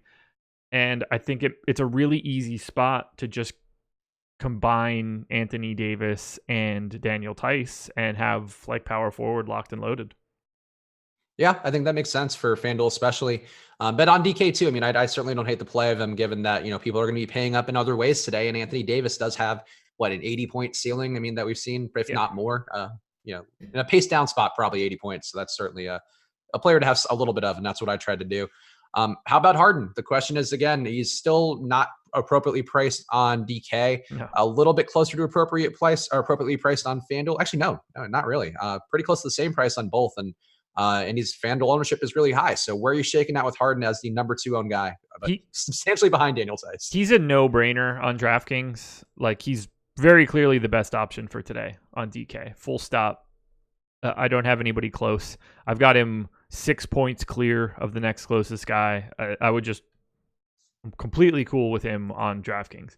On FanDuel, sort of the same story, but I'm basically just with the field. I have roughly 40%. We're projecting roughly 40%. I can't get away from him because I'd be terrified to not have him. But at the same time, I think it's easier to get to some other guys on FanDuel than it is directly to get to Harden. Russell's sitting there at 9,400 now with the keys to the Warriors' castle, which is crumbling on a day-to-day basis. I think it's probably still a decent castle to have now. I don't have him, but I'm just saying I think that he is viable, and I understand why that ownership is there. Yeah, I did not land on much Russell just because, I mean, they priced him up for this opportunity. They priced him up higher than he was for Brooklyn last year. And granted, he should be playing with a little more pace. The Warriors playing at one of the fastest paces in the league. I just find it hard to get there because I just think that situation could go sideways. I'd be more inclined. Like Alec Burks is a guy I find kind of interesting as a 4K guy. I think he has upside in that spot. He did come in when Curry went out officially with the broken hand. I think he's a guy who could earn more minutes. Still hurt coming off of an injury, but if he gets up to 25 minutes, I think that's a pretty nice spot for him. And he's been a pretty good permanent player. But I would be more inclined for Draymond than D'Angelo Russell too. I don't know. I just feel like I don't like him as the centerpiece of an offense with no ways to get away from him. I don't know this Warriors team is going to be really terrifying for the next couple days because there is just a slew of garbage up and down this roster. Draymond, I have a little bit of. He's certainly going to be involved. I know that he's going to shoot more. That's probably not a great thing. He's a terrible shooter. I don't know how to get out in front of them. So the more likely scenario is that I basically just don't have anything from Golden State. Yeah, I do have some Golden State. I mean, I do have Burks. I also have some Glenn Robinson, the medium-sized dog. I have some of him because he's actually been playing pretty decently this year. I know he's been a punching bag for a lot of people because he hasn't been a good permanent player over the last few years, but he's been a 1 fantasy point per minute player in minutes without Curry on the floor this year, and he has been pretty decent on a per-game basis overall. So I don't hate the idea of him. I do think he can soak up a little bit of usage, and he's been rebounding pretty well. I don't know. I think that there are some guys to go there. I think it's just I wouldn't trust any of them like I would like the Theis value or Marcus Smart value or anything like that. Okay. How are you landing on Marcus Smart? I had so much like whatever night they played most recently, and I do again. 40% of my last crunch. He's gonna play a boatload of minutes. He's 5,400, and shooting guard outside of James Harden is always really difficult. So I basically only have, like I do have other shooting guards, but Harden, Lamb, Smart, Terrence Ross making up the large majority of my shooting guard exposure today. Interesting. Okay. Yeah, I'm with you on Smart. I think he's a really strong play. I think there's a lot of usage left behind, but in this current offense with no Jaylen Brown in there, and I think Marcus Smart is a guy who contributes in a bunch of categories, playing a Knicks team who could be a little bit sloppy with the ball too. I mean, RJ Barrett, I have to say one thing. He's been better than I thought he was going to be. I thought Cam Reddish was actually a better prospect, and I'm already ready to walk that back. I think Cam's going to have some good moments, but Barrett's actually like a decent play. And he blew up that other day that we did a show and you were like, we were both like, I'm not playing much RJ Barrett. He went fucking nuts. He had 15 rebounds. I'm not super worried about not projecting that correctly. Yeah, but I mean, that's sort of, I don't mind the empty calorie stats for him. Like if he's actually doing it, granted, I agree that's not like the most replicable, but he could still be a high single digit rebounder per game. And that gives him a decent floor. Yeah. Like I think that he's a decent rebounder, but I mean, he got there on a stat that like nobody would have been like, oh, he's going to get 15 boards today. Like if scoring goes crazy, you're just like, oh, shots fell. But getting extra rebounds is really difficult. Yeah. I mean, it's certainly a bit of luck of the ball bouncing his way and all that, but I think he's just aggressive, kind of trying to get the ball into his own hands, trying to move the ball down the court. I think that all bodes well for him in fantasy. But right now he's at that price point too. Like I wouldn't play him against Boston, I think, for sure. He was also atrocious the next game out. So yeah, he's a rookie. Rookies are going to be bad like 65 games out of the year if they play 80 of them. Yeah, that's totally fair, and I agree completely with that. But I think it was worth noting because I feel like I dug my heels in on that particular take with one of my friends who went to Duke, and I was like very anti RJ, but I think I was just clouded by the fact that he just kept taking possessions away from Zion in the tournament last year, and that just bummed me out and just didn't seem smart. But as a pro player, like he's really rounding in the form. Zach Lowe had a nice bit on him too. If you are a person who wants to read a little more about the stuff behind the data that we talk about here, Zach Lowe's column makes a pretty good argument for what RJ Barrett's been doing as a ball handler. And yeah, he's a good player. Yeah. Who else are you getting at high volumes here? You talked about some of the guys. I'll tell you one other guy I have. Okay. And I'm curious your thoughts. Derek White. I think it's a nice spot for him. Been really good per minute. Knows DeJounte Murray out there. Could also be a blowout. I think he would get at least the start of that blowout run. I'm really good with Derek White. I think he's in a nice position here, but how are you feeling about him? Yeah, he's my most exposed point guard right now. So I have quite a bit of Derek White. You're in agreement again, by the way. Yeah. This is happening entirely too much. Well, that should be good for you. I've had a great 5 straight days outside of taking yesterday off. So I mean, it's a good side to be on. Yeah, it's funny because like when I do the shows, usually my ROI does come down a bit, but even doing the lives before the shows, the past couple of days, one with you, one with Eddie, I've been doing well with NBA. I did better than that stupid showdown yesterday where the Cardinals kept just getting touchdowns. It was very frustrating. There was football yesterday? There was. It was actually an interesting game. Andy Isabella, whatever. I don't even know what that is. Andy Isabella is a slight slot receiver for the Cardinals who was a highly drafted rookie, has not been used at all this year. And he broke a touchdown that was like, he caught it on the outside and cut it all the way across the field and beat like 4 guys into the end zone. It was an amazing play, like really one of the better plays the Cardinals have had all year. I've never even heard that name before. What are some lock-in cash plays other than Theis? I don't think, we don't give out locks here. There's no such thing as a lock, even though we are currently playing Theis as though he is one. But who would you feel like are the best cash plays? I think Harden would be up there for me. Theis, I would give Smart run in that spot too. I don't hate it. Jeremy Lamb, I think those are the guys that would come up the most for me. Yeah, Harden. I mean, you can make a case for Russ. A lot of the shit that's going on in that Houston game is going to be very cashy. FanDuel Rudy Gay maybe at 4,600 is not out of the realm of possibility, but I don't totally trust his minutes. But yeah, it's Theis, it's Harden. Where's the rest of the DraftKings stuff? I don't have DraftKings ownership loaded. Theis, Harden. God, let me just grab the damn DraftKings ownership so I can figure this out. I thought I had it in here, but I don't. All right, here we go. Yeah, Harden for sure. I would honestly think about Russ. Theis is a cash lock. That is a very safe statement. Marcus Smart. Yeah.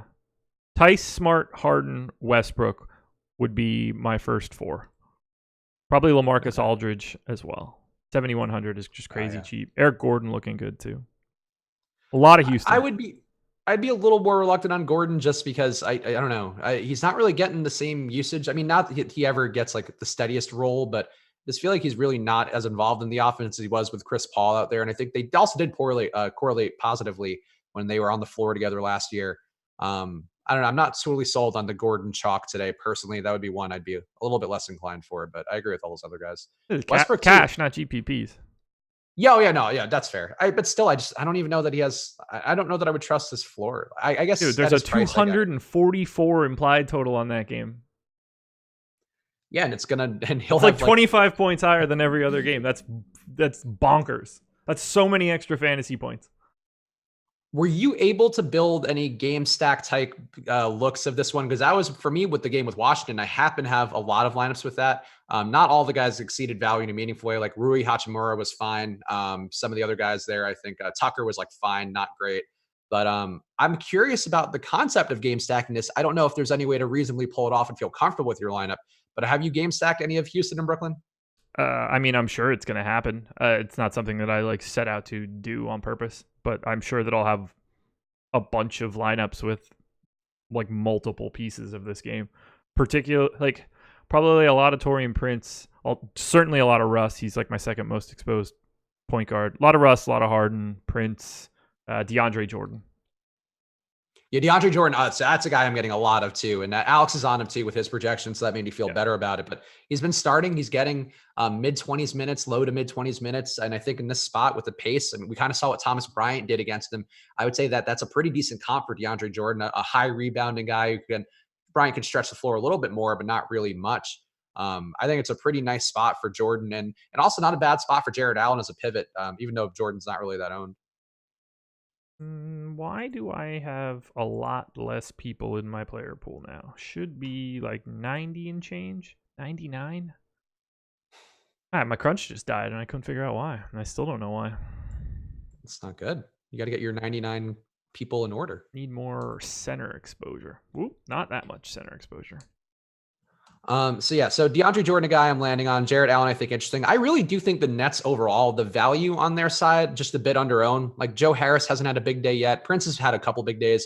Spencer Dinwiddie too is a guy who jumped out to me. He's got a 31% usage rate on the year, which you wouldn't think from Spencer Dinwiddie, but he's been gunning remorselessly whenever he's on the court. I would think it. I've been riding hard for Spencer Dinwiddie for a fairly long time now, sir. He is the last man standing in my debate. They shipped D'Angelo Russell clear out of there. Kept my boy Dinwiddie. That's fair. I mean, look, Dinwiddie's a solid player. I would certainly think that he's a guy who I wouldn't want as my starter necessarily, but coming off the bench as a heat check guy who can also get you some assists and get some steals and stuff. Like, I think he's a pretty solid player. And at his price point on DK in a game where, again, we're going to have that gigantic total, like it wouldn't shock me if Dinwiddie put up 25 points today, real life points. I'd be thrilled. Yeah, I didn't get enough of him, but I do think he's, given the amount of Derek White I have, I probably should have a little bit more Dinwiddie because they do kind of cross over with the positions and the price point. But Dinwiddie is a really I love that dude. 5% owned on DK. Really? Yeah. Taurean 9%. Like the Nets besides Kyrie and Karis LeVert, who we'll talk more about in a second. Somebody in the YouTube chat asking for specifically Karis LeVert thoughts. Those Kyrie and Karis are the only guys owned on the Nets, which doesn't seem right given how much scoring there could be in this game. Don't have much Kyrie on FanDuel right now. Just FYI. Putting that out there. Is this price point a little bit weirder there? So pull it up here in front of me. So he is the most expensive point guard. $100 more expensive than Russ. And then $500 more expensive than Luka. I just prefer both of those guys.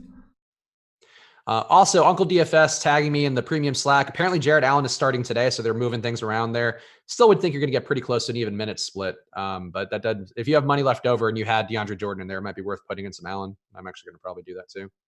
Just remember, again, this is a 244 implied total. Not to mention there were 6 bajillion shots in that Washington game. There's going to be a lot of rebounds. So DeAndre Jordan's going to be at least able to do the thing that he does best a lot.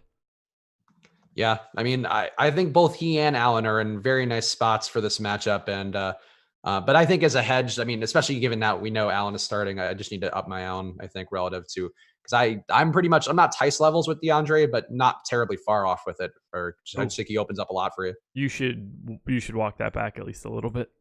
Yeah, that's what I'm trying to do. Those two things are not comparable today. No, that's fair. Karis LeVert, how are you shaking out on him? I didn't land on too much of him. I get why you would, but there are just some other guys like Jeremy Lamb. I think usurps my Karis LeVert ownership that would be there. Yeah. How are you feeling about Karis? Neutral to the field. I think we have him projected for 13% on FanDuel, and that's exactly what I had. Okay, yeah. So we're on the same page there then too. I think Karis is a fine player. I think he certainly has some upside overall, but there are places I'd rather go. And I think Jeremy Lamb has a really nice opportunity in front of him today, even though Cleveland's down pace. I think I probably should be a little bit more even on ownership with those two guys, but I have no issue with Karis. I just prefer Lamb based on projections. All right, let's see anything good. Don't Embiid my status. You should absolutely not be playing TJ Leaf in cash on FanDuel. Yeah, the ownership won't be there for him, and he's also not a good permanent player, so you got kind of a double whammy there. That's not totally true either, but you just shouldn't be playing him in cash. You think he is? You think he is a good permanent player? I mean, he's up to 0.89 this year. 0.9 last year. I thought he was lower last. I thought this was the new. Okay, so I thought I was looking at his this year numbers. I thought last year was like a 0.64 per minute guy. I'm just going by what Adam put in chat before, and I just assume that he's right. Okay. He could be wrong, but I read it briefly. If you could trust anybody, it would be Adam. So I'll allow that. But I do think that he might have been worse. I remember that was part of why Eddie really didn't like him in one preseason game last year, was he was like a 0.6 fantasy per minute guy. I mean, he's also mainly just, TJ Leaf. He's the guy that doesn't play for the Pacers. So there is that. Yeah, and it's also a tough matchup. Like, I don't know how TJ Leaf acquits himself against Tristan Thompson and Kevin Love, who are just rebounding like the Monstars, literally, in their games they've played so far. Yeah. All right, 135. Good deal. Since we are talking about TJ Leaf, are you feeling any Frank Ntilikina? I never pronounce it the right way. Ntilikina. Yeah, that T doesn't exist when you try to say it. Ntilikina. I'm gonna have a little bit, actually. I hate myself for it, but I'm gonna just cross my fingers and hope that he gets like 6 steals or something, like he's Matisse Thybulle. Yeah, I don't think he is Matisse Thybulle. No, neither do I. I mean, he's a fantastic defender. Yes. One of the better defending guards in the league, but he's not Matisse Thybulle. That I also agree with.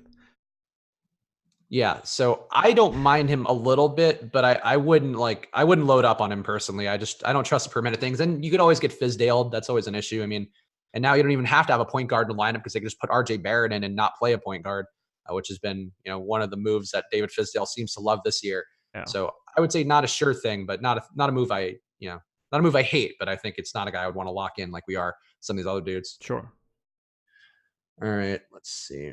All right, let's keep going through some of the ownership guys. And there's one dude I really didn't land on a bunch, but Alex has been on him the last couple of days, pointing out that he's making a lot of money for the Bulls. He should be an important player there.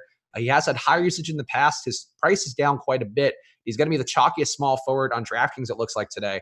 Otto Porter Jr., how are you feeling about him? And I don't know if it's the same value proposition on FanDuel, but just what do you think about his prospects overall? What's his price on DraftKings? 4,300. I like him a lot more on DraftKings than I do on FanDuel. He's 5,500 on FanDuel. He's not really a part of anything that I'm doing. At that price on DK, I'd be willing to roster him. Was he small forward, power forward? Yep. Yeah, I'd be a lot more interested in him on DraftKings.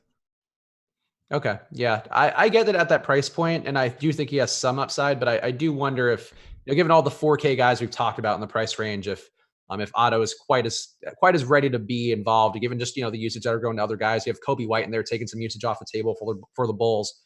I don't know that I have a ton of confidence on Otto Porter, but I get it at the value. I think he's a guy I kind of moved away from. Him and Eric Gordon both are two guys I don't have as much of the field on. Yeah, that's just a price that it's hard to ignore, is all. Okay.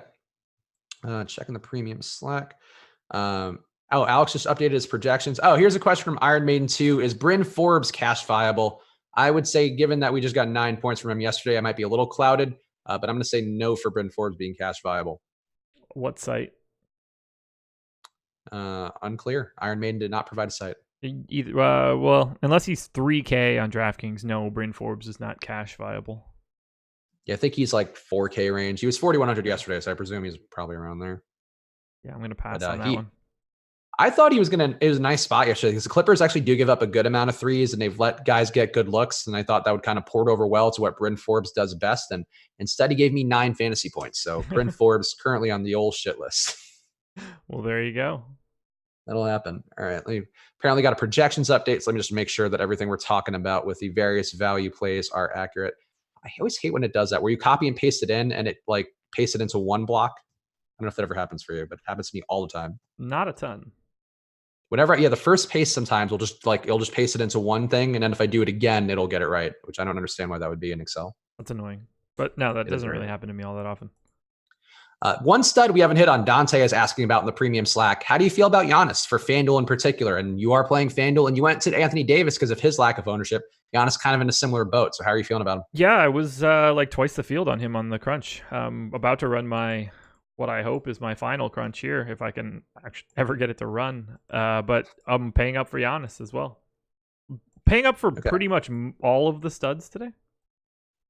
With the value out there, you could certainly do that. And it's probably a logical move to get away from some of the chalky studs in some lineups. Yeah, like we'll see where we end up with AD, but looking good so far. Are you paying for either Luka or LeBron in that matchup? That should be a little slower, and it seems like not the juiciest from a fantasy perspective, and the ownership also doesn't seem like it's really there. Luka's kind of come down a bit throughout the day. Yeah, I'm pretty neutral on them.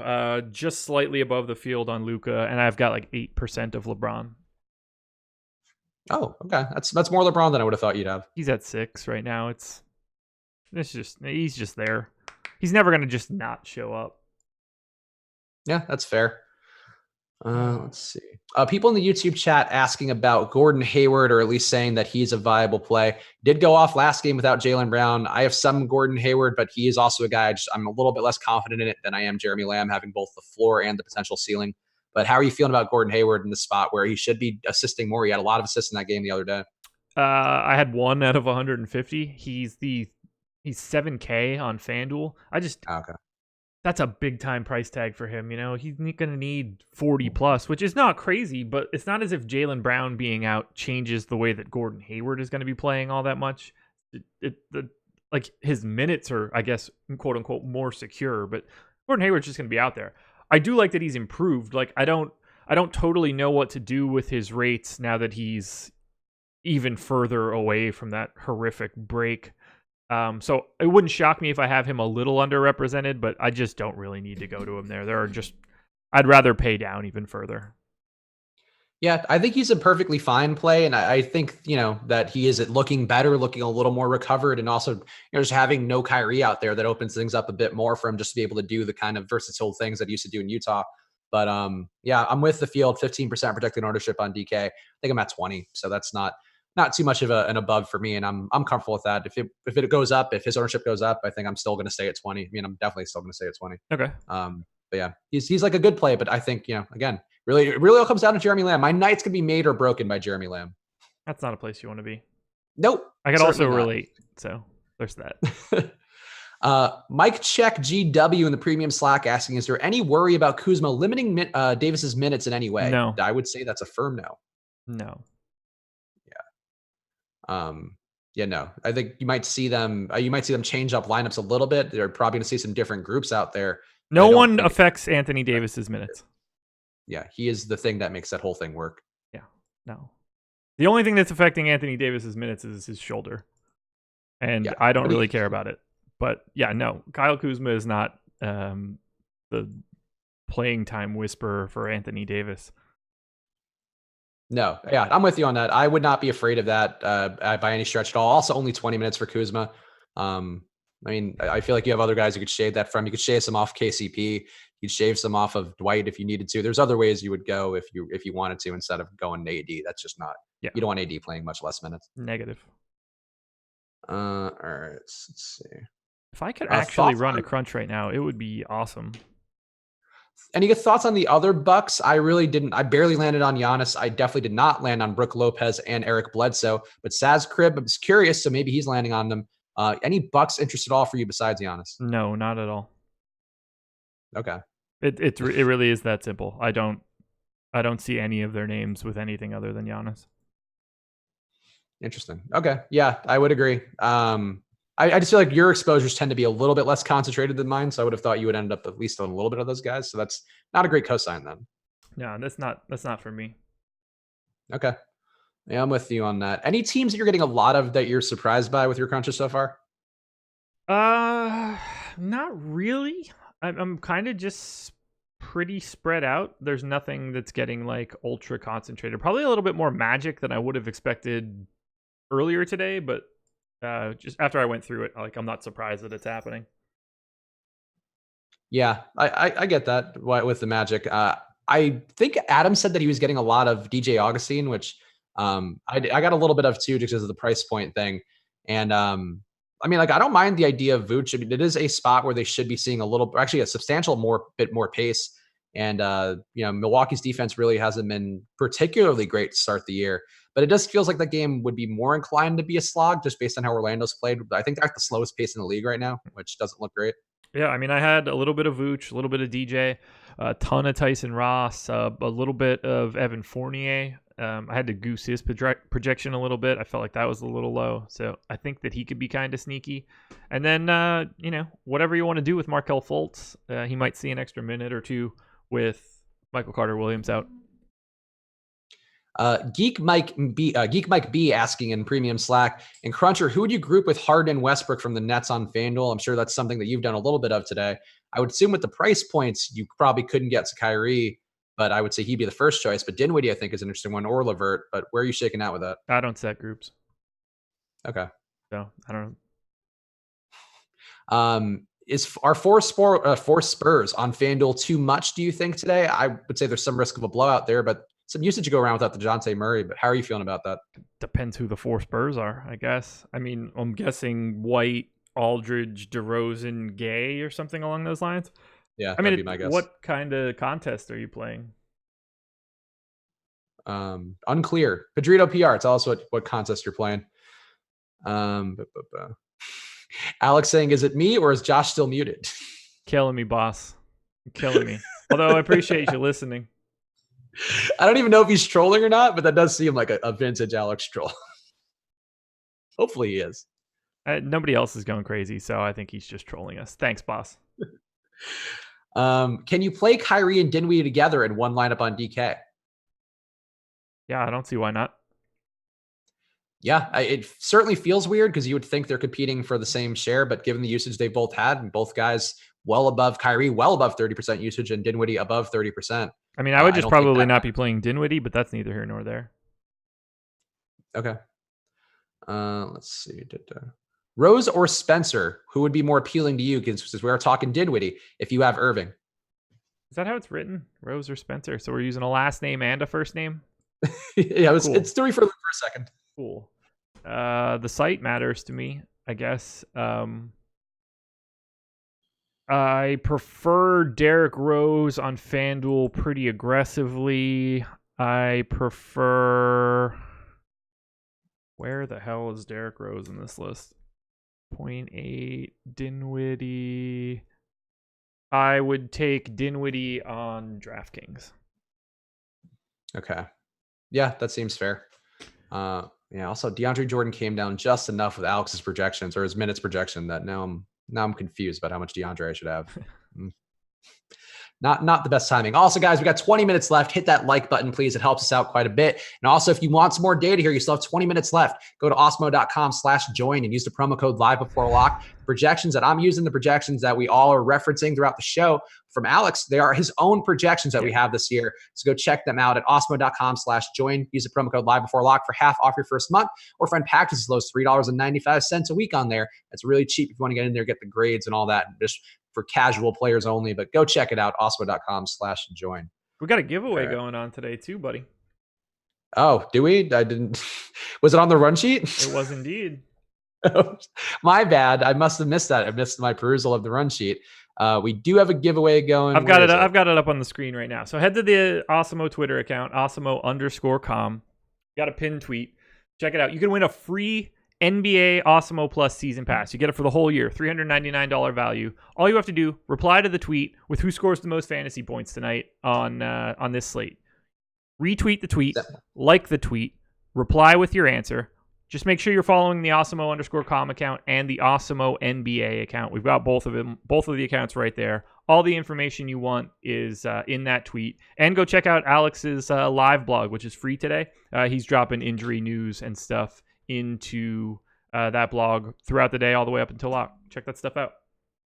Yeah, definitely go check it out. There are a lot of valuable things, the free previews that we're having every single day. We try to announce them as best we can, but they are usually on our Twitter handle at Osmo_com. So when you're going over there to see the giveaway, just follow the handle and you'll know all the free content we have on a given day, because a lot of freebies out there that we don't always get a chance to hit on these shows. All right, let's see. No good questions here. Oh, sorry if you talked about this, but are you avoiding Russ Harden lineups? We talked about this briefly, but I'm sure something a lot of people are asking. For Dadler 40, give the people one more time your take on Russ and Harden together in the same lineup. I am not avoiding them. Okay. And that's the take. Yeah. I mean, it's really that simple. No, I'm not avoiding them. Yeah, no, I think that's fair. I don't see a reason to. They stagger minutes well enough, and there's really been no correlation between the two being good or bad on a given day. And Russ hasn't been bad at all this year, so I really don't have an issue with it. And really, it all comes down to the fact that the total in that game is 244 points. The reason that they become more viable is that there's just more opportunity to go around. If that total was 200, I'm significantly less interested. Have we had a 240-point implied total game? I was trying to think about it, but ever, I remember or like this season? I know not this season, but I don't think we had one last season either. I would say that there wasn't one last year. There could be, but I would guess the 80s had a bunch of them. Oh yeah, it's true. There were a lot of okay. Yeah, I think I remember a couple 235s. I feel like the Pelicans got in that range a couple times with the pace that they were playing at and just the defense that they were giving up everything to. But it's a very high total, and it feels like it's setting up for disappointment. The more I think about it, where that total's so high, and they're both averaging 120 points a game, but that's something's got to give there at some point, right? That's not how that works. No, I understand that. I mean, even if they miss that total by 20 points, it's still a really big total. Yeah. And what happens if they don't and they go from 244 to 264? True. It just feels a little on the nose coming the game after the 150 scoring like that. I feel like that's going to skew things a little bit and make people more inclined to chase a very high over if you were placing bets. I just refreshed my crunch here. A little nervous. God, it's going to be Labs tweeted earlier. Whatever. I don't care about. Labs tweeted earlier. 245 total was the highest in their database. So there you go. Wonder what game that was. Give me more information on the bomb. I'm curious. I need to know more about random implied total games. I would be curious to see who was involved in that one. Jared Daigle asking straight up, play Allen or Jordan. Who would you play out of the two now that we know Jordan's coming off the bench, but he's got a little bit more ownership on him? I am playing essentially equal amounts of both. Jared Allen, for reasons that make zero sense, thanks to FanDuel for this one. He's a power forward. In theory, you can play them both. That is the only rule that I have set today, to not play them both. I think I'm leaning a little bit more towards Jared Allen now that he's starting. Yeah, I think it's fair. I mean, it just feels like Allen can earn his way to more minutes there. And granted, Jordan's going to be seeing real flotsam coming off the second unit, and he's going to be going against the Russ group, which will be, not the most attentive in terms of interior rebounding. And I think gives him a little bit more opportunity. I think Jordan's probably into the better per minute player, but it does seem like Allen could play 30 minutes to Jordan's, 18 or whatever. Now that he is starting, I am more confident in Jared Allen playing more minutes. That doesn't necessarily mean he will. I mean, I'd say it's probably 60-40 just in case. If Allen gets into foul trouble, it's all moot in the long run anyway. I just want to have bits of both of these guys because I think they're both in an advantageous situation because of this total. Yeah, I think that's a fair take.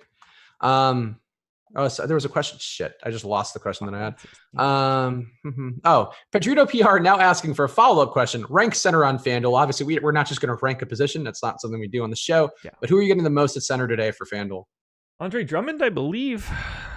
Let me double check. Okay. Yeah, Andre Drummond by a lot. 64%. In fact. Wow. Are you? Is Holmes a power forward or a center on FanDuel? Power forward. I assume you're not getting much of him today? 5%. Okay. He does seem like he's worth some dart tosses, I would think. He's 6,500 now. People see it and it's like, oh, he went crazy. Well, yeah, he's not 3K anymore either. Yeah, that is true. Like, I think he's appropriately priced now. He's 55 on DK. I do think like the way that he plays could be a bit of a hassle for Rudy Gobert, where it's just, I don't think he doesn't enjoy chasing springy guys around, I think is one thing I've observed with his play. Granted, that's just an eye test thing. Is he power forward center? He is power forward center. Yeah, I like him more on DraftKings than on FanDuel, especially because with him being at power forward, again, you're already probably allocating a large amount of your exposure to Daniel Theis. So there's only so many other spots that you can put him. It's not like you can put him at power forward, center, forward, utility. Makes it a little bit more difficult. Yeah, I agree. I think that makes a lot of sense for the FanDuel lineup construction. I think for DK, I don't mind Holmes at 5,500. I think that's a fair, really, actually a very fair price for him with what we've seen so far. And he's going to be contrarian today, even though he's gone nuts, played 35 minutes in that last game. Are you surprised, by the way, that Dedmon's already out of the rotation? I know that Sacramento's kind of in dire straits already, but that shocked me a little bit that he just got 4 minutes in that game. Well, he got into a little bit of foul trouble early. I anticipate him being back in the rotation at some point in time. I am very surprised at how atrocious he has been thus far. That I didn't see coming. I mean, most of Sacramento has been so I guess I don't know why the onus is falling on him, but as a guy who's just always been a steady per minute guy for years, dating back to when he was on the Spurs. Now he's just adrift in that Sacramento rotation. And I don't know, I had some lineups with him where actually like really good lineups where he was the last guy going. And I thought, oh, he's a good pivot to Holmes in case, Holmes just whatever gets fouls or whatever. And he had 0 points for like the first quarter and a half. And I don't think he saw the court until the middle of the second. Yeah, I don't know what it is. I thought he was going to be really good, like coming from the Hawks. I think I lost my Jared Allen, DeAndre Jordan rule. Oh, there you go. That's important. Yeah, I've uploaded my lineups. Let's see. Jared Allen. If there's more than like 10, I'm going to need to fix this, but I don't even know if I'll be able to fix it in time. All right. Jared Allen, DeAndre Jordan. All right. 5 lineups. I'll take my chances. I can't fix that in time, and I don't really care to. Yeah, if you are trying to fix your lineups while Josh is trying to fix his, you have 10 minutes left. So get them in, start making your changes now. Start doing like I'm doing and seeing the ones that have extra money and upgrading from DeAndre Jordan to Jared Allen at a healthy amount. Upgrade. Let me upgrade you, Jared Allen, or I guess DeAndre. Poor DeAndre. Actually, let's see if I can just add that quickly. Let's see if I can get my crunch done. I doubt that I do. I also don't know why I just said poor DeAndre Jordan. He's literally getting paid $10 million a year because he's friends with Kyrie and Kevin Durant. I should feel no sympathy for DeAndre Jordan at any point. No, you shouldn't. Nope, not must use at least one. That's not the way to put that rule in. Yeah, load up, man. It's a great spot. Lots of rebounds, man. Lock button in the front court. Is that what you're telling me? Yeah. Like, again, Thomas Bryant went off the other day. So obviously the transitive property means that both DeAndre Jordan or Jared Allen will go off today. Of course. Yeah, it's like you haven't even played DFS before. Jeez. My bad. What do I know? All right, looking at the premium slack again. I need a small forward punt on FanDuel Cash. Knox, Holiday, or Hardaway. Who would be your punt out of that trio?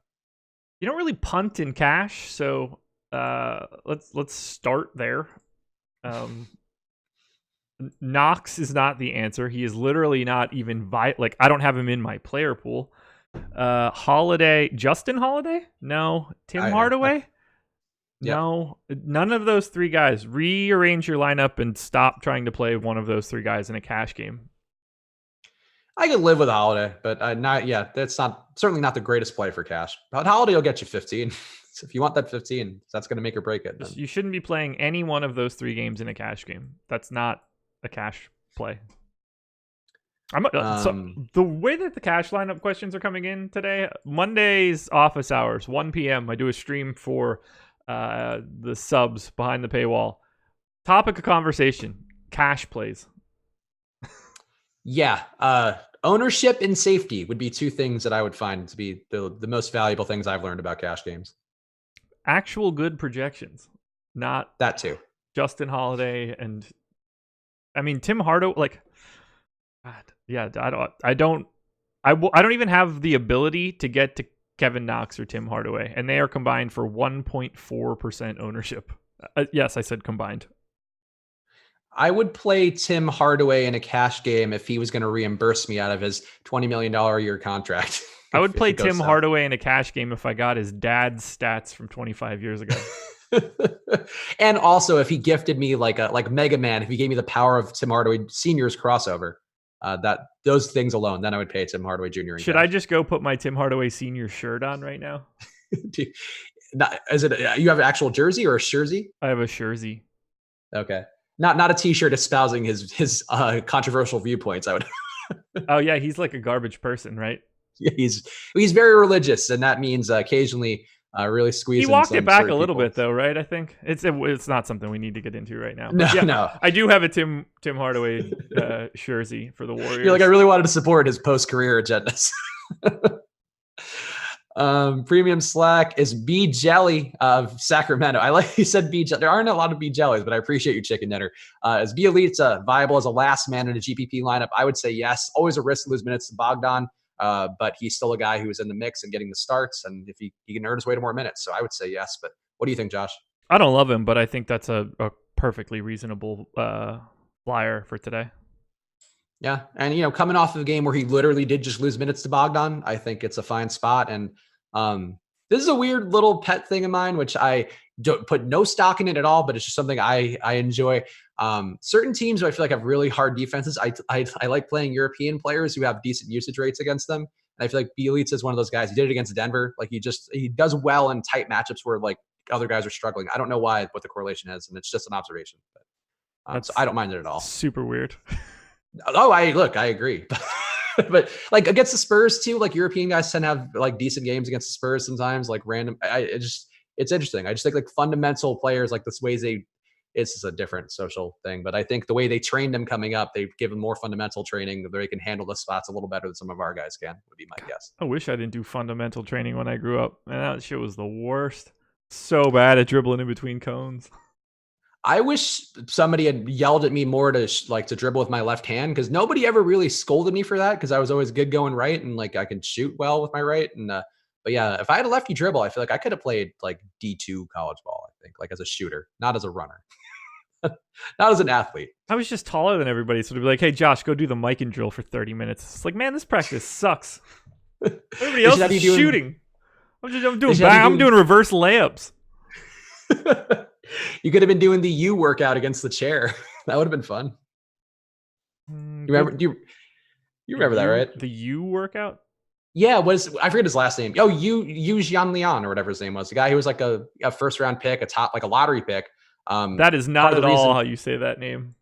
Yeah, it is. Yu Jianlian. No, I think so. I think I got it. I believe it's Jin Lin. No, I don't think that's it. Yes.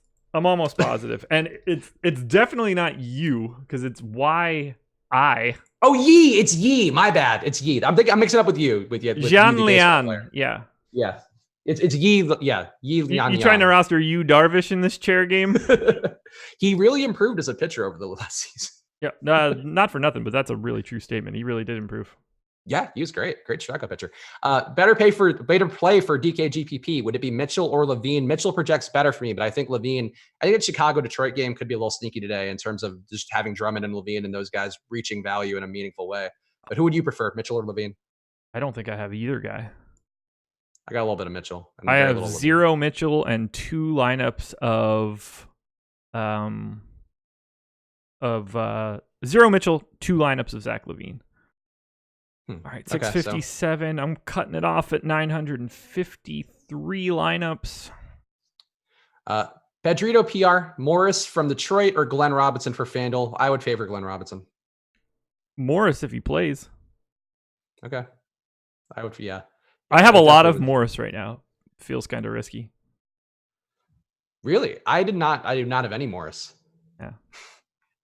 Okay. I have Zach Morris. I would love him, even though the internet has now decided he's trash. I enjoy his antics, and I always will.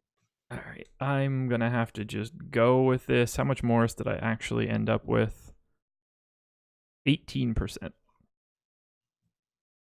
Okay, that's a lot of Morris. Anything you're getting surprised by? I'm surprised by that amount of Morris, but you have a couple of minutes here. Anything that's coming up for you that you didn't expect? No, pretty much everything. I have 100% Theis.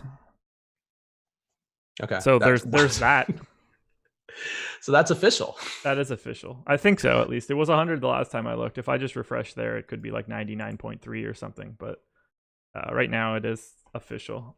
I'm about to paste these lineups in, though, so nothing is technically official. I do have dummies in, but it is the Jared Allen incorrect. Also being played with DeAndre Jordan dummy, which I don't really need. So as long as I could paste this stuff in and not die in the next 90 seconds, save. Not dying in the last 90 seconds of a show is generally going to be a valuable thing for us. I almost died on the stream once. Well, yeah, when you have sodium poisoning. Yeah. When I inhaled all of the pizza in Wilmington, North Carolina. Here are my final exposures of all of like the prominent dudes. 52% Russ, 64% Derek White, 51% Harden, 27% Lamb, 37% Marcus Smart, 39% Terrence Ross, 34% Prince, 23% Giannis, 22% Eric Gordon, 23% Glenn Robinson, 100% Theis, 23% Jared Allen, 20% AD, so that came down quite a bit, 25% LaMarcus Aldridge, 50% AD. So you ended up with more Robinson than Morris? Essentially, they're basically the same. They're both 23%. No, that's not true. I'm looking at Eric Gordon. 19% Markieff Morris. I did manually manipulate Markieff Morris down to take into account the chance that he doesn't play. If I didn't manually manipulate him, I think that Markieff Morris would be probably my highest owned small forward. Also, LaMarcus Aldridge, I like your ownership on him. I really was not ready for him to be a very chalky play. I think we had him at 40% this morning. In this last run of ownership, at least 15 minutes ago, Aldridge was down to 21%, which I think is a much more reasonable amount, and I'm about there. So, okay. Yeah, I feel like the Spurs, yesterday too, Aldridge, I just wasn't on, and I get it. I think it's a little better spot without Murray in there, but I think people may be sleeping on the fact if DeJounte Murray's in there, I'm really not comfortable with either DeRozan or Aldridge at this point because they're just giving up a lot of usage. Murray's a 27% usage guy, even on that minutes limit. Wow. Do you want to know the makeup of my top lineup? Interesting. Yes. Russell Westbrook, Derek White, James Harden, Marcus Smart, Bojan Bogdanovic, Glenn Robinson, Aldridge, Theis, Mitchell Robinson. I'm with you on all the guys besides Mitchell. Mitchell, not a guy I landed on at all, but he's got upside. Yeah, I played 11%. He's just the type of guy that I like. He's 2% owned on FanDuel. He's the type of guy that I just want to have more of in a GPP because he can go out there and block like 6 shots tonight. And on FanDuel, those are 3 points apiece, 18 done and dusted. He just has to stay on the floor. Yeah, no, that's fair. And you're going to have guys who are going to take shots at him. I mean, the thing I would worry about is just Boston get him into foul trouble because of how smart they are. Oh, absolutely. How they're attacking the rim. I'll say this. Bobby Portis's player prop for points was way lower than I would have expected when I had him first projected, which made me think that Bobby Portis is, like, in theory, going to play less minutes than he has been playing, which I think would be a direct benefit to Mitchell Robinson. So I'm hoping that that's what breaks there, but it's a bit of a risk. Again, I've got 50% Andre Drummond. That's really what I need to happen at center. Yeah, I did not take enough Drummond today because I'm paying up elsewhere, and that freaks me out because I love Drummond, and obviously the spot for him is really good when the Bulls been a really terrible rebounding team, giving up a lot of offensive rebounds too and putbacks, and that's all scary prospects. Real fast, because I know that people still want it. The Daddy Likes is not the same without Eddie, but it is Friday. We want to give you guys one thing to go out on, and we do have some ownership for some important games. So let's just touch on it real fast. Uncle Chubb's in the house. Tell me how Uncle Chubbs is feeling about these as we go. Hit me. James Harden on DK in the big tournament, the excellent eights on there, 100K top prize. James Harden, 38%. How does Uncle Chubbs feel about that one? I would have wanted more. I have more, and I agree. So Uncle Spags very much likes that. I also like this one. Kyrie Irving, 35.5%. How does Uncle Chubbs feel about that? I would have had way less. Okay. I have more, and I think he's just going to shoot a ton, and I think he's going to do what Bradley Beal did. So that's why I'm heavily on Kyrie, but we'll find out in a little bit. Russell Westbrook at 29%. How does Uncle Chubbs feel about that? I would have had more than that. All of that Kyrie exposure, I would have tried to put on Russ. Okay, that seems fair. Karis LeVert, 26%. I am under on that, but I don't hate the ownership. How are you feeling? I would have been way, way over it. LeVert is basically like my third best point per dollar play today on DK. Oh, okay. Interesting. I wish I had more then, but we didn't. You should have said that an hour ago, you best. I'm not playing DK. Nobody asked me. Jeremy Lamb, 22%. I'm Uncle Spag's very happy with that. How are you feeling about Jeremy Lamb at 22? He is my second best point per dollar play today. Him and LeVert are basically identical. Okay, yeah, I actually have Lamb projected for slightly more, which I don't know how that happened, but I'm okay with it, and I'm with it, and very above that. Tristan Thompson, this makes me happy because I just want Tristan to get his respect. 20% for Tristan. How are you feeling about that? 20% Tristan Thompson? Yep. I would not have had that.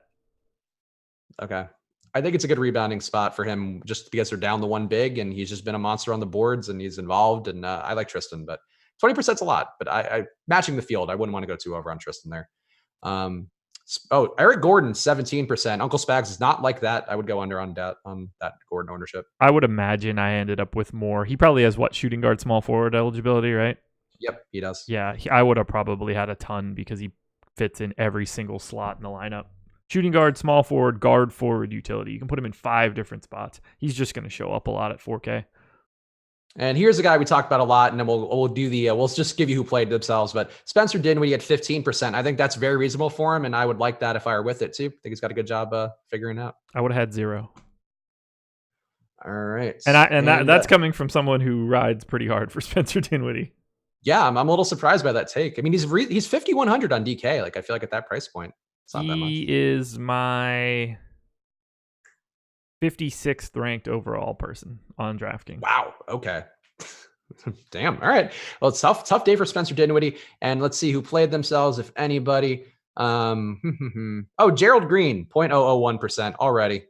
Congratulations. You played yourself. There we go. We need like a stamp graphic. Graphics, Jake. I need a stamp that says you played yourself. And then DJ Khaled says that. He'll be like, don't ever play yourself. DK Live had that where you do the lock play and then it'll give you the stamp on your face or whatever on the screen. I always enjoyed that when we were doing the shows. I should probably start doing those again, huh? I don't think they're using outside people as much anymore. Oh, good. Yeah. I never really enjoyed doing this.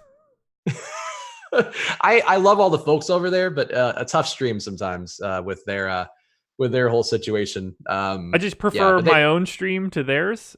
Everybody was super nice. I don't have like anything bad to say about anybody that I had any interactions with, but I just wanted to keep talking. They're actually doing it more our style now, where I think it's like kind of a podcast format, but then they throw to the different people. Like they're sitting down at a table and like talking into mics. I don't blame them. They probably wanted more viewers. Yeah. Well, they could have just acquired old Osmo, but hey, you know what? You can acquire Osmo for yourself by going to osmo.com/join using the promo code live before lock. There will be night slate ownership projections and updated player projections for anything that goes on there. So go check that out at osmo.com/join. And again, use that promo code live before lock for half off your first month. And of course, thank you to Fantasy Draft, fantasydraft.com, the official home of Rake-free DFS. Go check out the Hooters main event on Sunday, a really successful tournament for a lot of our guys, both our staff and also people who've done just the people out there who are watching these shows. A lot of people have made money on Fantasy Draft, and you are not paying rake on there, so you're going to have a better shot at making money. And if you do win money, you're going to be winning more money because it is rake-free. All the contest entry fees go to the winners. So go to fantasydraft.com right now and go check them out and use the promo code Osmo for your free 7-day trial. And Josh, anything you want to plug here on the way out? Soccer projections are up for tomorrow's slate. Go Liverpool. We've got Aston Villa. I don't want to say anything bad because I feel like I will jinx us, but we should be in a very good spot. Big time MMA card tomorrow. Nate Diaz and Jorge Masvidal fight for the baddest motherfucker title. I apologize for that language, but that is actually what it's called. That is not me just saying that. That's not hyperbole. They made up a belt called the BMF belt, presented by The Rock today. Yeah, I was gonna say The Rock's presenting it, right? That's a big announcement. Yeah. So that should be a fantastic fight. It's a really great card. Check that out. Go check that out. Check me out tomorrow on The Contrary with Alex. And I honestly don't even know who our guest is, but I'm sure it's somebody great. Sunday, live before lock with me and the Chubster right here, bright and early doing the NFL stuff. So check out all that content this weekend. And we'll be back with you guys again soon. So good luck. Enjoy your weekends. And good luck. I already said the good luck part. Also, good luck. Twice. Great luck. Good luck twice.